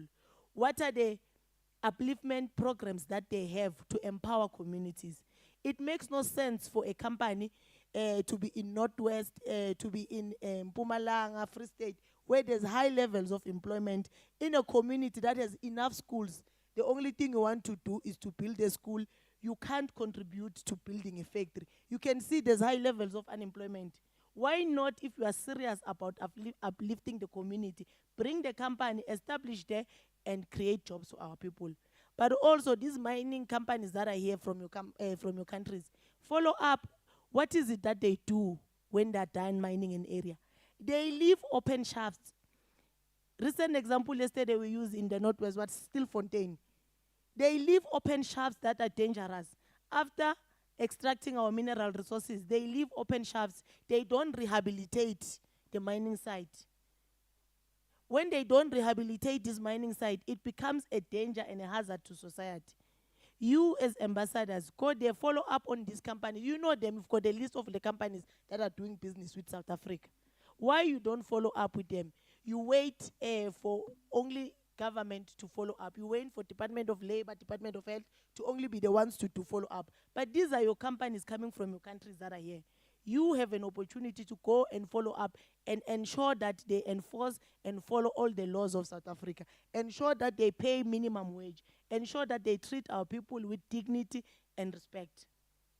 We're just asking you, ambassadors, to do basic things. Now, Contralesa raises something very important, but I'm very interested. Currently now, as we speak, the land debate in South Africa has taken an international center stage with the election of Trump and the executive orders that every day when we wake up, there's a new executive order, either is issuing against South Africa or any other country. Now, in the first executive orders that Trump issues against South Africa, he is asking for the expropriation bill to be reversed or not to be implemented by our government. You will know that kings own land in the villages and the rural areas, all the areas where they control, or the land is owned by the chiefs and kings. Now, there's land that was dispossessed, that was owned by kings previously. To this day, we have not been able to reclaim back that land. When an important matter like this is brought into the international stage, your voice is missing in the debate. We're not hearing the voice of Contralesa. We're not hearing the voices of our chiefs on what is it that they are saying when they are saying that the expropriation bill must not come to pass. In fact, Trump says that we are threatening property rights in South Africa. If we seek to expropriate any land, he's going to cut diplomatic ties with South Africa. Now, chiefs as custodians of the land in their villages, their voices is missing in this critical time when the land debate has taken an international stage. This is an opportune time to call out the president to stand firm, and we must show that we are not going to retreat in order to please America. South Africa is a sovereign state. It is not a satellite state of the United States of America. We are a sovereign state that has its own laws that must be respected by all. So we're pleading with Contralesa that when it comes to issues of national importance like this, can the voices of our kings, the voices of our chiefs be heard as our traditional leaders who lead us and who owns themselves, who owns land? We know in the villages we get to be allocated land. In fact, myself, I'm a village, I'm a proper village. In the village where I come from, where I was born and grew up, Trikopis and Middelplaats, people live in big portions of land that was allocated by chiefs for free to our people to have dignity. We don't live in a small space. So we really wish we can have the voices of traditional leaders in this important debate. Now, ambassadors were asking that in line with our ambassadors that are deployed in your countries, let's consolidate the opportunities that you have, whether it's bursaries, whether it's internships, any opportunities that your country wants to offer South Africa. Let's consolidate it and work hand in hand with the Department of Basic Education and take these opportunities. If it's bursaries or internships or learnerships, let's take it to grade 11s and grade 12s in the high schools in order to explore these opportunities. I say this because I know for a fact if there is one country that always offers opportunities and it's something which is known now in South Africa, is Cuba. Cuba offers study opportunities for South Africans to go to Cuba to study to become medical doctors. But if you can ask me from the top of my mind, what does France offer? Something which is positive, to positively contribute to the growth of South Africa. I will not be able to name it because we don't know those opportunities. They don't get to be offered and advertised. Let's hear from these countries, what is it that they are offering South Africa in order to foster and build a proper working relationship with South Africa, because we're trading with you. And I think yesterday it was agreed, Chair, that we must be able to begin to call our ambassadors to DERCO and Trade and Industry to come and present to us the trade deals that they've signed with these countries. How is it that this trade deal benefits an ordinary South African? How is it that an ordinary South African can participate and benefit from the trade deals that are signed? It must not be an arrangement of the elite of this country, an arrangement that we know that is for the big corporates alone. How does it benefit a child sitting in the outskirts of South Africa in Ngutu? How does these trade deals benefit a child sitting at the end of South Africa in Komati Port? How does it benefit a child sitting in Musina, there next to the border gate between South Africa and Zimbabwe? How does it benefit an ordinary South African in the village, these trade deals that the country and the ministers are signing on our behalf? Because when they sign these trade deals, they're signing on the behalf of all South Africans. Now, the issue of bureaucracy, I'm happy that the chairperson of Gauteng, the legislature, is here. Sometimes we need to hold government officials accountable individually. I'll give you an example of which I know of here in the city of Tshwane. The land in Babelehi in Hammanskraal was previously owned by Northwest government. Now it's a matter of having to transfer that land. to Gauteng and the city of Tshwane, so that there can be a development happening there in Babelegi. But it has been taken and dragging for years. You don't understand who's the problem. You must be able to know that who is dealing with this matter and what is the hold up, and give people deadline and target or time frame that this issue must be resolved between this time and this time. And you start to hold individual government officials accountable. And we know that this process is stuck because of X. And we attend to X. You were asked that you must submit this document, they must be signed, and we have not done that job. So that we eliminate government bureaucracy. Sometimes there's no need for this bureaucracy that is in place. Really, it's meant to delay service delivery and progress to our people, if we're just being honest. People being sent from pillar to post unnecessarily. Now, on, you know, Chair, issue of geopolitics, it can be that there'll be people who don't understand it in this country. We rely on you, academia, to also simplify it for our people. Bring it to a language in which they will understand. On a daily basis, South Africans, they are good diplomats, I tell you. Go to Soweto, go to Chippies Reef, next to the border gate between Matamo border gate and Swaziland. Go to Nkomati Port between the border gate of Mozambique and Swaziland. Go to Bloemfontein, go to Hlazach, go to Mosina. South Africans on a daily basis, they interact with foreign nationals. On a daily basis, they buy from their shops, they trade with them, they offer them their spaza shops to rent from them, they interact with foreign nationals on a daily basis. And if we are being honest, they are doing a good job of being diplomats of this country, of selling South Africa to be a place where people can come and enjoy opportunities. Yeah. And it can be that we then begin to imagine that there's things they don't understand. They don't understand because when you speak to them, want to speak a lot of English. Want to speak a lot of English, geopolitics. As academia, you must be able to come down and use a language that is relevant. Speak in a layman's language. Stop using jargons to confuse our people. It's not necessary. You speak a lot of English, which is not necessary. You speak like you are Shakespeare. Please. Academia must begin to come to the level of people.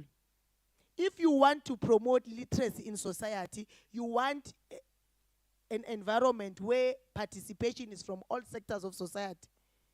Academia must come down to the level of our people and simplify these terms. Which, Chair, brings us to this point that maybe our education system must be decolonized so that all these subjects are interpreted in the 11 official languages of this country.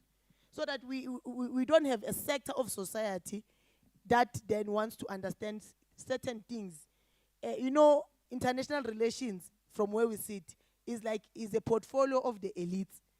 We think that international relations is only meant for South Africans who are living abroad because they want visas, they want this and that, they want their document, those who go to China to become English teachers, they want their certificates to be apostilled, they want to this and that from Terco. Then we feel like it's an elite arrangement. It can be an elite arrangement when the fruits, the vegetables that are exported outside of South Africa are farmed by ordinary South Africans who have never went to school. Then it can be that then now we say that this is a space that is not meant for them. Is their space. Their hard labor is ensured that citrus gets to be exported out of South Africa. Their hard labor, they head these kettles. This beef that gets to be exported outside of South Africa, who is heading these kettles? Who is taking care of these kettles in those farms? Is ordinary South Africans who have never went to school. Make them understand that, are you aware that in this farm where you are working, these cattle you are made to look after, they export it outside of South Africa and get paid in dollars. This farmer is making millions from this farm, and where now you are earning 800 rand per month. You can also be empowered because you've got the skill. You might not have a qualification, but you've got a skill. you are able to look after cattle. Let government empower you, and you start your own farm, you have your own cattle, and then we assist you in register to export the cattle, to export the beef outside of South Africa. You have a skill. You have been working for 15 years in a farm where they are producing bananas. How then do we empower you to have your own farm, to produce your own bananas, and to be able to export them out of South Africa and make a living, not only for yourself, but leave a legacy also for your children? That requires leadership, and it requires academia that says that we must go to our people and not use jargons that is going to confuse our people. Simplify these processes, simplify legal documents. And we have lawyers who are prepared to say, we are going to write legal documents in simple English terms, not in Latin, and making our people confused. Now, where was this? What's happening? So let's simplify things for our people to be able to trade at a global space. I think I'm done, Chair. Let me just end it here. Thank you. Thank you, Honorable Songo. Honorable Makubela. Thank you. Thank you, Chair. To save time, I will just stand on the protocols that have already been established in this place. We honor each and every guest that is here, especially our highly esteemed guests and our horses. Thank you so much for gracing us. Chair, today I think I must be grateful to you that I'm sitting on the extreme left. And it was very, very important. And it's also funny that you keep starting on the extreme right. But let's see how we conclude this. Chair, we are truly grateful for your vision for this people-centered oversight. And I also thank the contribution of the members around this table to ensure that this people-centered oversight comes to life. It actually gets to be presented to yourselves. And my prayer is that we can really get the assistance of DECO to assist in funding it and in working with yourself and this committee to make sure that what Jose said, there are 900 traditional offices around the country. It will be such an achievement if by the end of this term we can come back and say we have reached all 900. Even if we hit 90%, I think we would have done well. So that is the challenge perhaps that we're going to leave with you, Chairperson. Since we started on Tuesday, there's been very, very valuable contributions. It's not just today that we are getting rich contributions. We have met NGOs, we've met other traditional leaders, we've met with provincial governments, and they've given us valuable inputs and really issues that pertain to their day-to-day lives that they needed us to take into consideration as we go back and look at our work and all of these trade agreements that we're going to be engaging with as a committee. So today we really want to thank you that you've added to this contribution that has been building up since Tuesday, and I'm sure it will continue. We are really making significant progress. Chair, we welcome the focus and the priority that says we need to prioritize economic diplomacy. And our first priority in that will be to really look at the economic diplomacy for the grassroots level. My colleagues have spoken intensely about it, so I'm not going to labor on that. But what is important is that indeed our people, they live with international relations on a daily basis. They are impacted socially, they're impacted economically by foreign nationals in our land on a daily basis. Even in the most rural areas, if you go there, you are going to find Pakistanians who have tuck shops or spazas. You're going to find Chinese people with their general dealers. You're going to find Zimbabweans. You're going to find Nigerian churches, Mozambican as laborers. So we have been living with international relations. We have been practicing diplomacy, whether we are conscious of it or not. And we trade with these people on a daily basis. But because South Africans are thrust into this without due information, due education that will enable them to understand why do we have an influx of Mozambicans? What does that mean at a higher level in our government? What does that mean for international relations? What does that mean for global society? We find that our people, though tolerant and though accommodative, and we have Ubuntu as Africans, we would not let another African brother or sister suffer unnecessarily. But our people must be given credit for what they have done. However, we let them reach breaking points. We allow situation of exploitation to continue unrestrained, as if we don't know, even as politician or as government, as if we're not aware that in Northwest, when the chrome is transported to China or to America or to any other country, there are serious inequalities, serious exploitations. There are people that are left desolate who are owning these mineral rights and properties. We ignore all of that. We ignore it that there are spaza shops that are selling food that has been expired. There are ambassadors who are listening to this on a daily basis. There are representatives from foreign nationals who hear the cries of South Africans daily. On these foreign nationals who come and they are taking their jobs, some of them illegally or legally. We've got zamazamas that are even raping our women. We've got all sorts of social ills that are happening. But we are quiet. What does that result in? It results in xenophobia. People have an outburst, and we call South Africans many names. They don't like Africa. They are not interested in integrating with Africa. It's not true.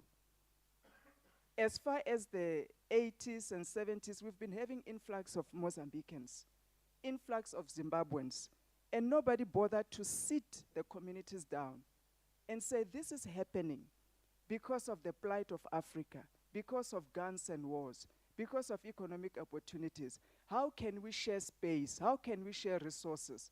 This is how the game is going to be played.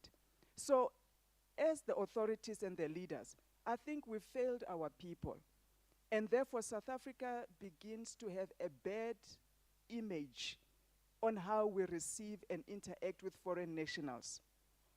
But many factors contribute to that we as a committee and yourselves must address. And the corporates that are here and the citizens of your nations that are here, some have become naturalized, which is good, but we must have these conversations.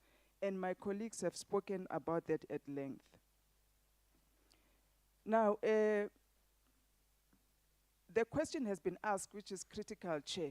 What is the end game of South Africa when it comes to foreign policy, foreign diplomacy, etc.? What is our national interest? And how do we want to benefit from this at a granular level? Not just the high-level political sense where we feel we have signed this, it's celebrated, we are on the front page of the newspaper, suddenly there's a new bilateral.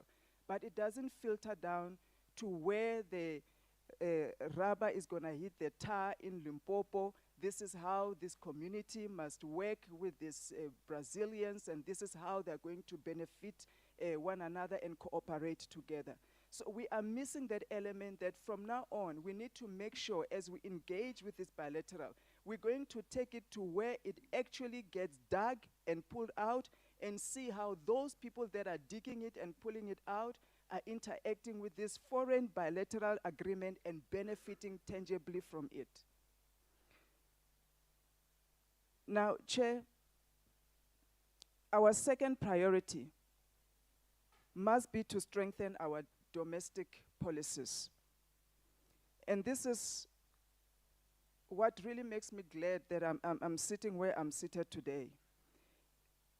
Because if we don't talk about our domestic policies that are meant to address systematic inequalities that have been soundly planned workshopped with various sectors of our communities, put in place to ensure that every South African benefit from the resources of their land, achieve opportunities equally.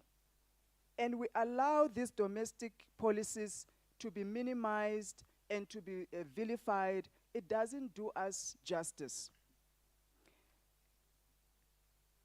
The issue that we've had is that we have not had enforcement and enforcement by law that our domestic policies to redress the historical issues must be implemented by both South Africans and foreign nationals.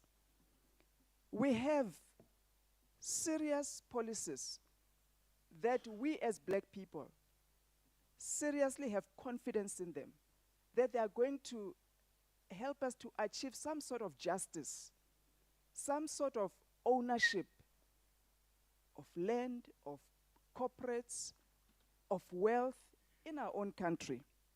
We cannot undermine the BEE policies.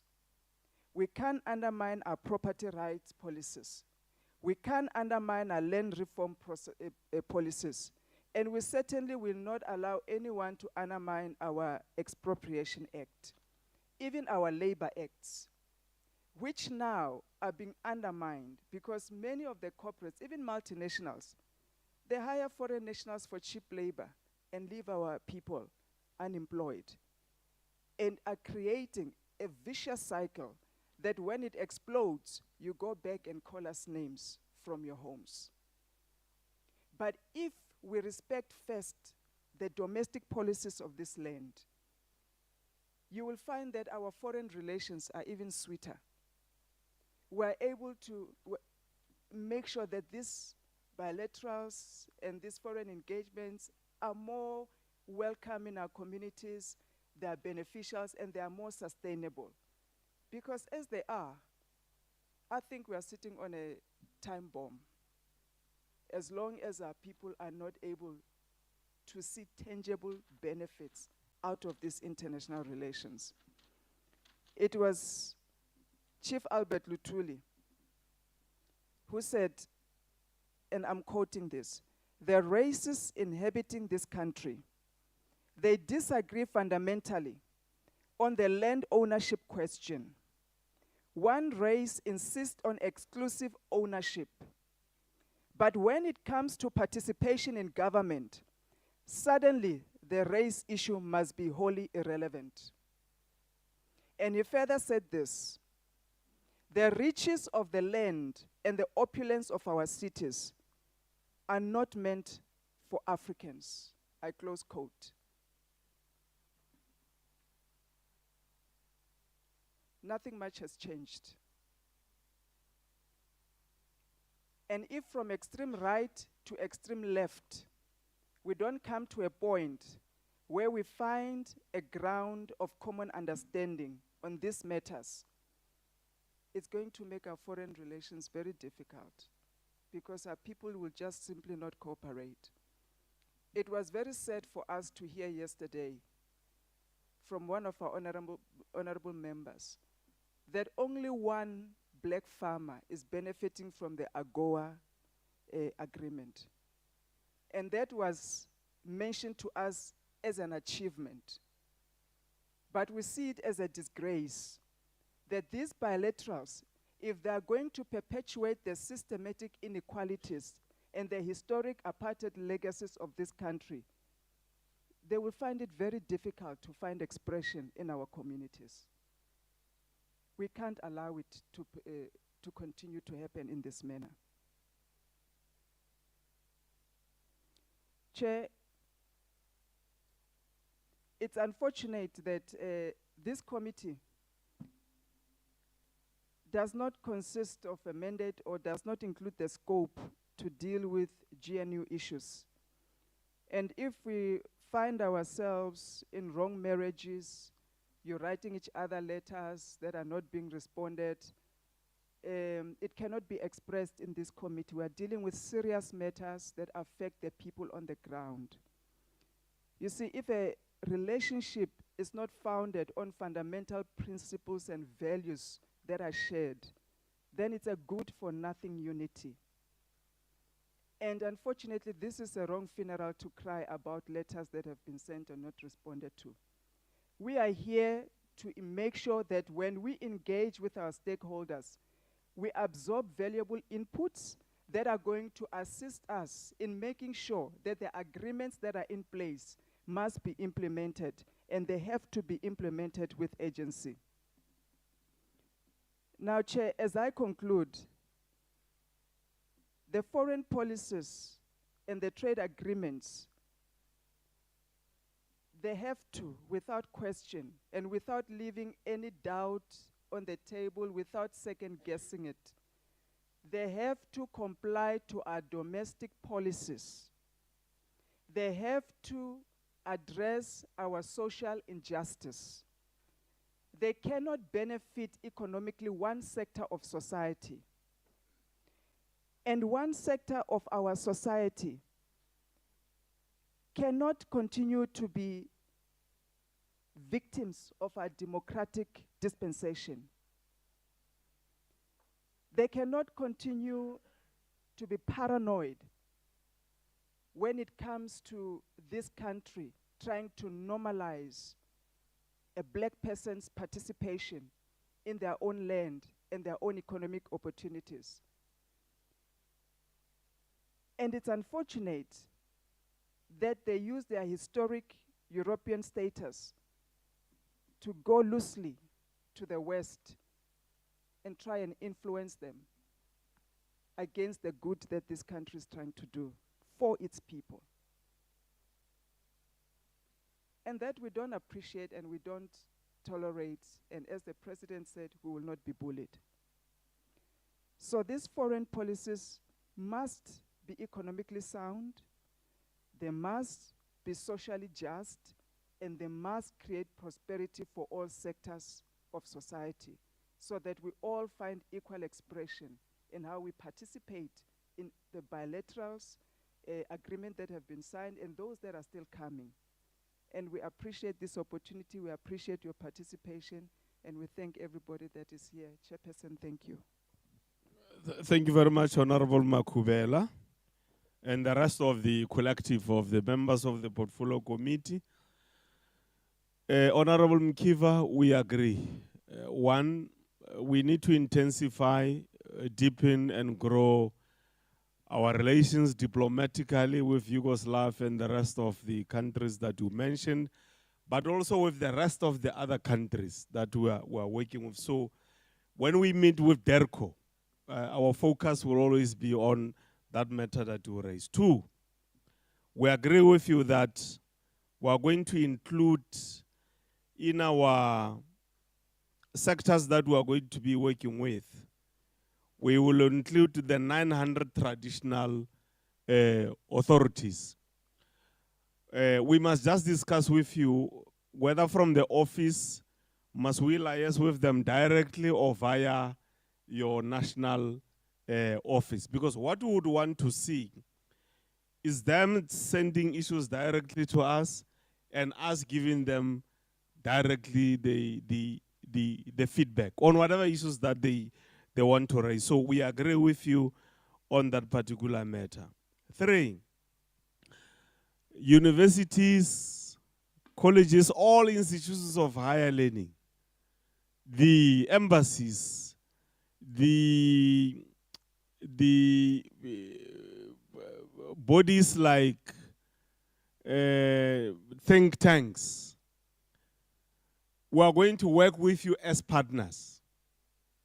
So we will want you to look at the work that we are doing, and please don't run out of patience to send us issues and push us to deliver on issues that we have agreed to, but also suggest issues to us to say improve here. Let's improve here. We've observed how you were doing this thing in this particular area. This is our suggestion. We are suggesting that so and so, wherever in the world or in South Africa can assist, let's bring them on board. So we're going to work together as partners. You will get our emails from the administration, send those things. And every time we sit as a committee on Wednesdays, we'll be looking at issues that we receive from your side via the administration. So, Lubabalo, please let them get our emails so that the views can come in, suggestions can come in, we implement, we feed back to them, and then we make sure that we improve our society. 4, society is not homogeneous. My sister, we agree with from the Thabo Mbeki Institute. So it's our hope that we will gradually, through this process, make sure that we impart knowledge to our people on the ground. And we know that we'll not reach a stage where they will be at the same level of understanding. So what we want to do is always move from complexity to simplicity. In our approach, we're also going to try our best to use local languages that people can understand. So some of the people who will send sometimes to go and run whatever seminar or a dialogue or symposium will be people who understand the language of the people in that locality, so that we don't speak to them in English. We can speak in Sivenda, Sesotho, Xhosa, Zulu, Setswana, and so on, Pedi. All other 11 languages, we will be including them.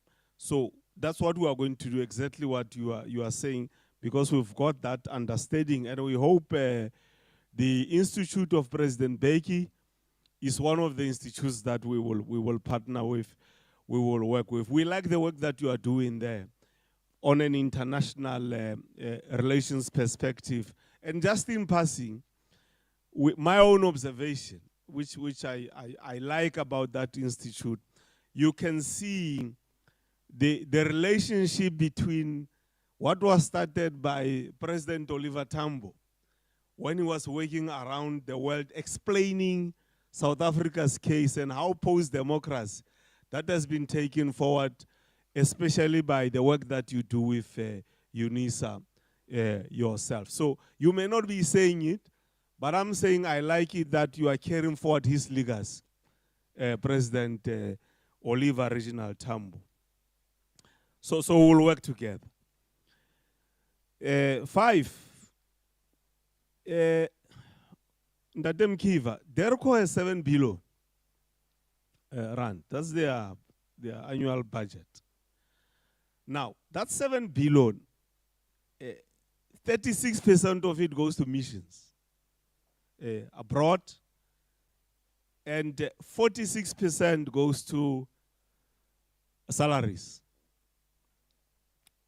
across the board. So you can see we need to work on skewidity there, so that your salaries do not take this percentages that is taking. It must be lower, so that your core programs that changes the lives of the people are the ones that will get a bigger share of the budget. We're engaging the department on this particular matter, and we hope the graph will begin to show that indeed they are in that direction. One of the biggest problems we are facing between DERCO and Treasury. And we hope Treasury will begin to understand that for South Africa's economy to grow, yes, you need development of local economy, but we must woo investors. The more investors you have into the country, the better for South Africa. And you can't do that without resources. You need to deploy the necessary resources. So that is the situation at DERCO. And they say, we ask them about rationalization of missions. Part of the problem there, the constraint, is the budget itself. Actually, it's going to get worse.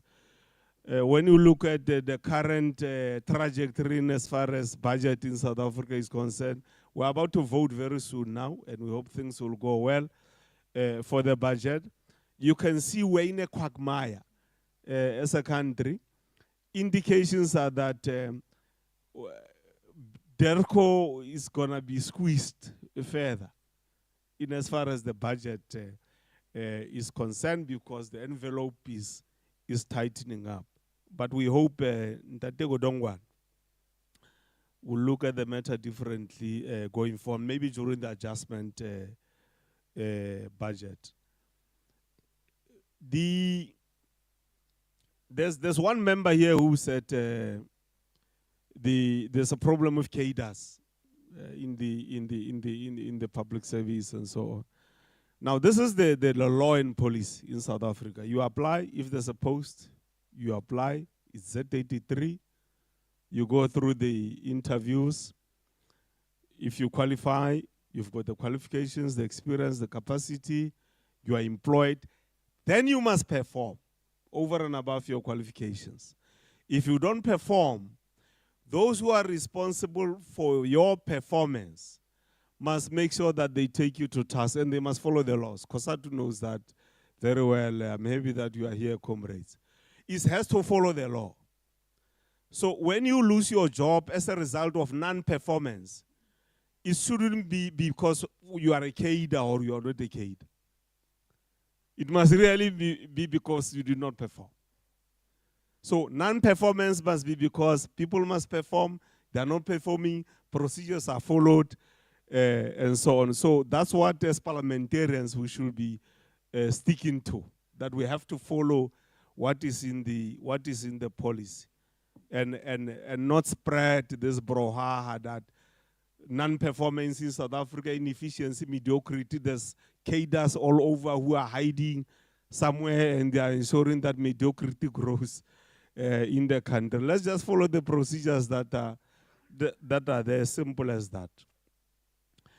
I'm now speaking my own position. It's not the position of the committee. My own view is that traditional leaders must become, the institution must become the fourth arm of the state. We can work with universities to work on that idea, do the research empirically. They can work with you so that we don't thumbsuck. But there's one reality you will not change about South Africa. Before white people came to South Africa, there was governance in South Africa, and the governance was led by traditional leaders. That you can't change, right? So colonialism and apartheid came and disrupted the whole thing. That's why I'm suggesting that let's go to the genesis, and part of going to the genesis, there are 3 arms of the state just at the 4, so that you give the necessary proper constitutional recognition to this form of governance, and that institution will then exist forever with its own status and authority. I think we need to do that. The other thing which I think, which is linked to traditional leadership, but it's about South Africa. My own view is that to resolve the matter of the land in this country, because we tried to vote in parliament on expropriation without compensation, and despite the fact that blacks had the majority to do that in parliament, we didn't get the 2/3. So we're still on the same status quo.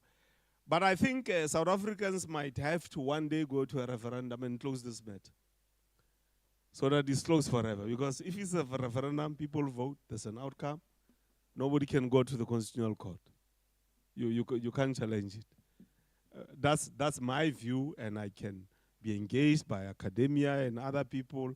But my view is that if we can reach so that we close the matter once and for all, and it's laid to rest, so that we can just talk development based on the land now, whose matter has been closed through a democratic process, not debates among parties.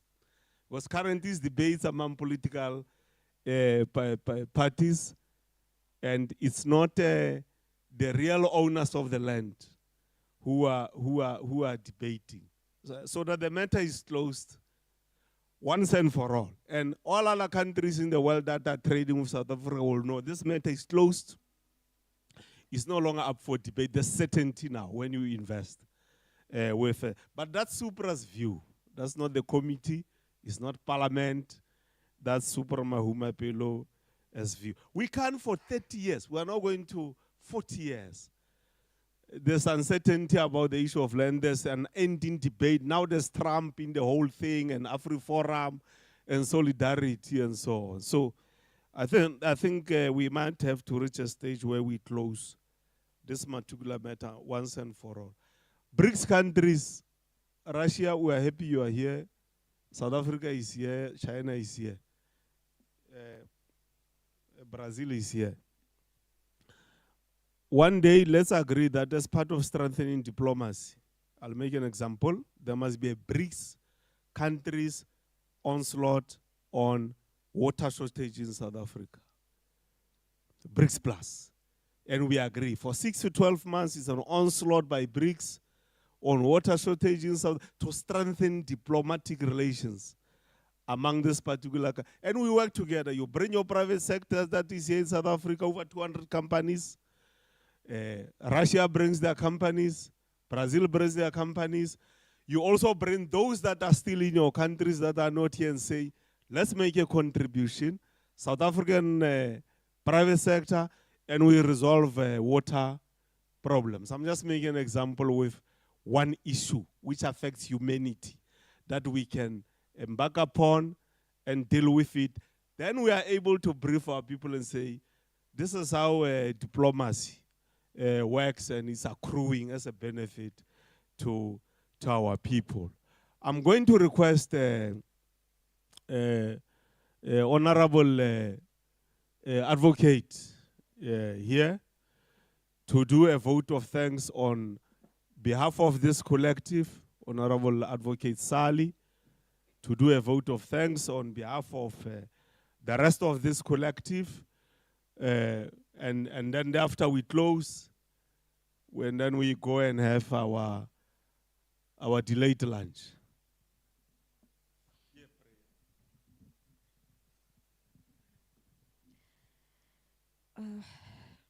Testing. Okay.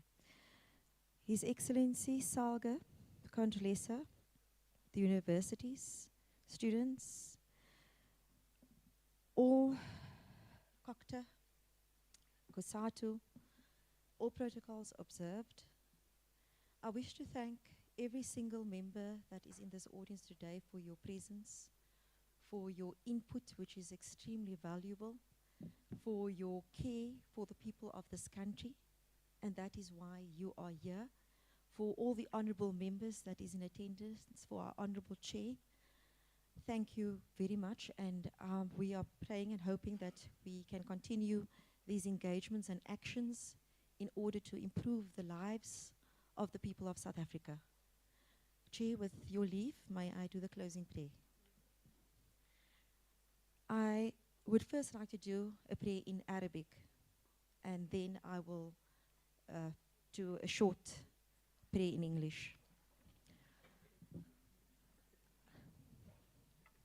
أعوذ بالله من الشيطان الرجيم بسم الله الرحمن الرحيم الحمد لله رب العالمين الرحمن الرحيم مالك يوم الدين إياك نعبد وإياك نستعين اهدنا الصراط المستقيم صراط الذين أنعمت عليهم غير المغضوب عليهم ولا الضالين آمين. In the name of our most compassionate of creators, the creator of us all, Almighty, please accept our engagements today. Accept it with the goodness of heart and spirit with which it is intended. Almighty, please ensure protection to our people, to our country. Ensure that we are able to open our hearts to humanity. Ensure peace and security in our land and the land of others. May all the engagements that we have done step forward with success. Inshallah, Ameen. Thank you very much. Can you just explain where's the lunch? David, you can do it. It looks like Lubabalo is not here.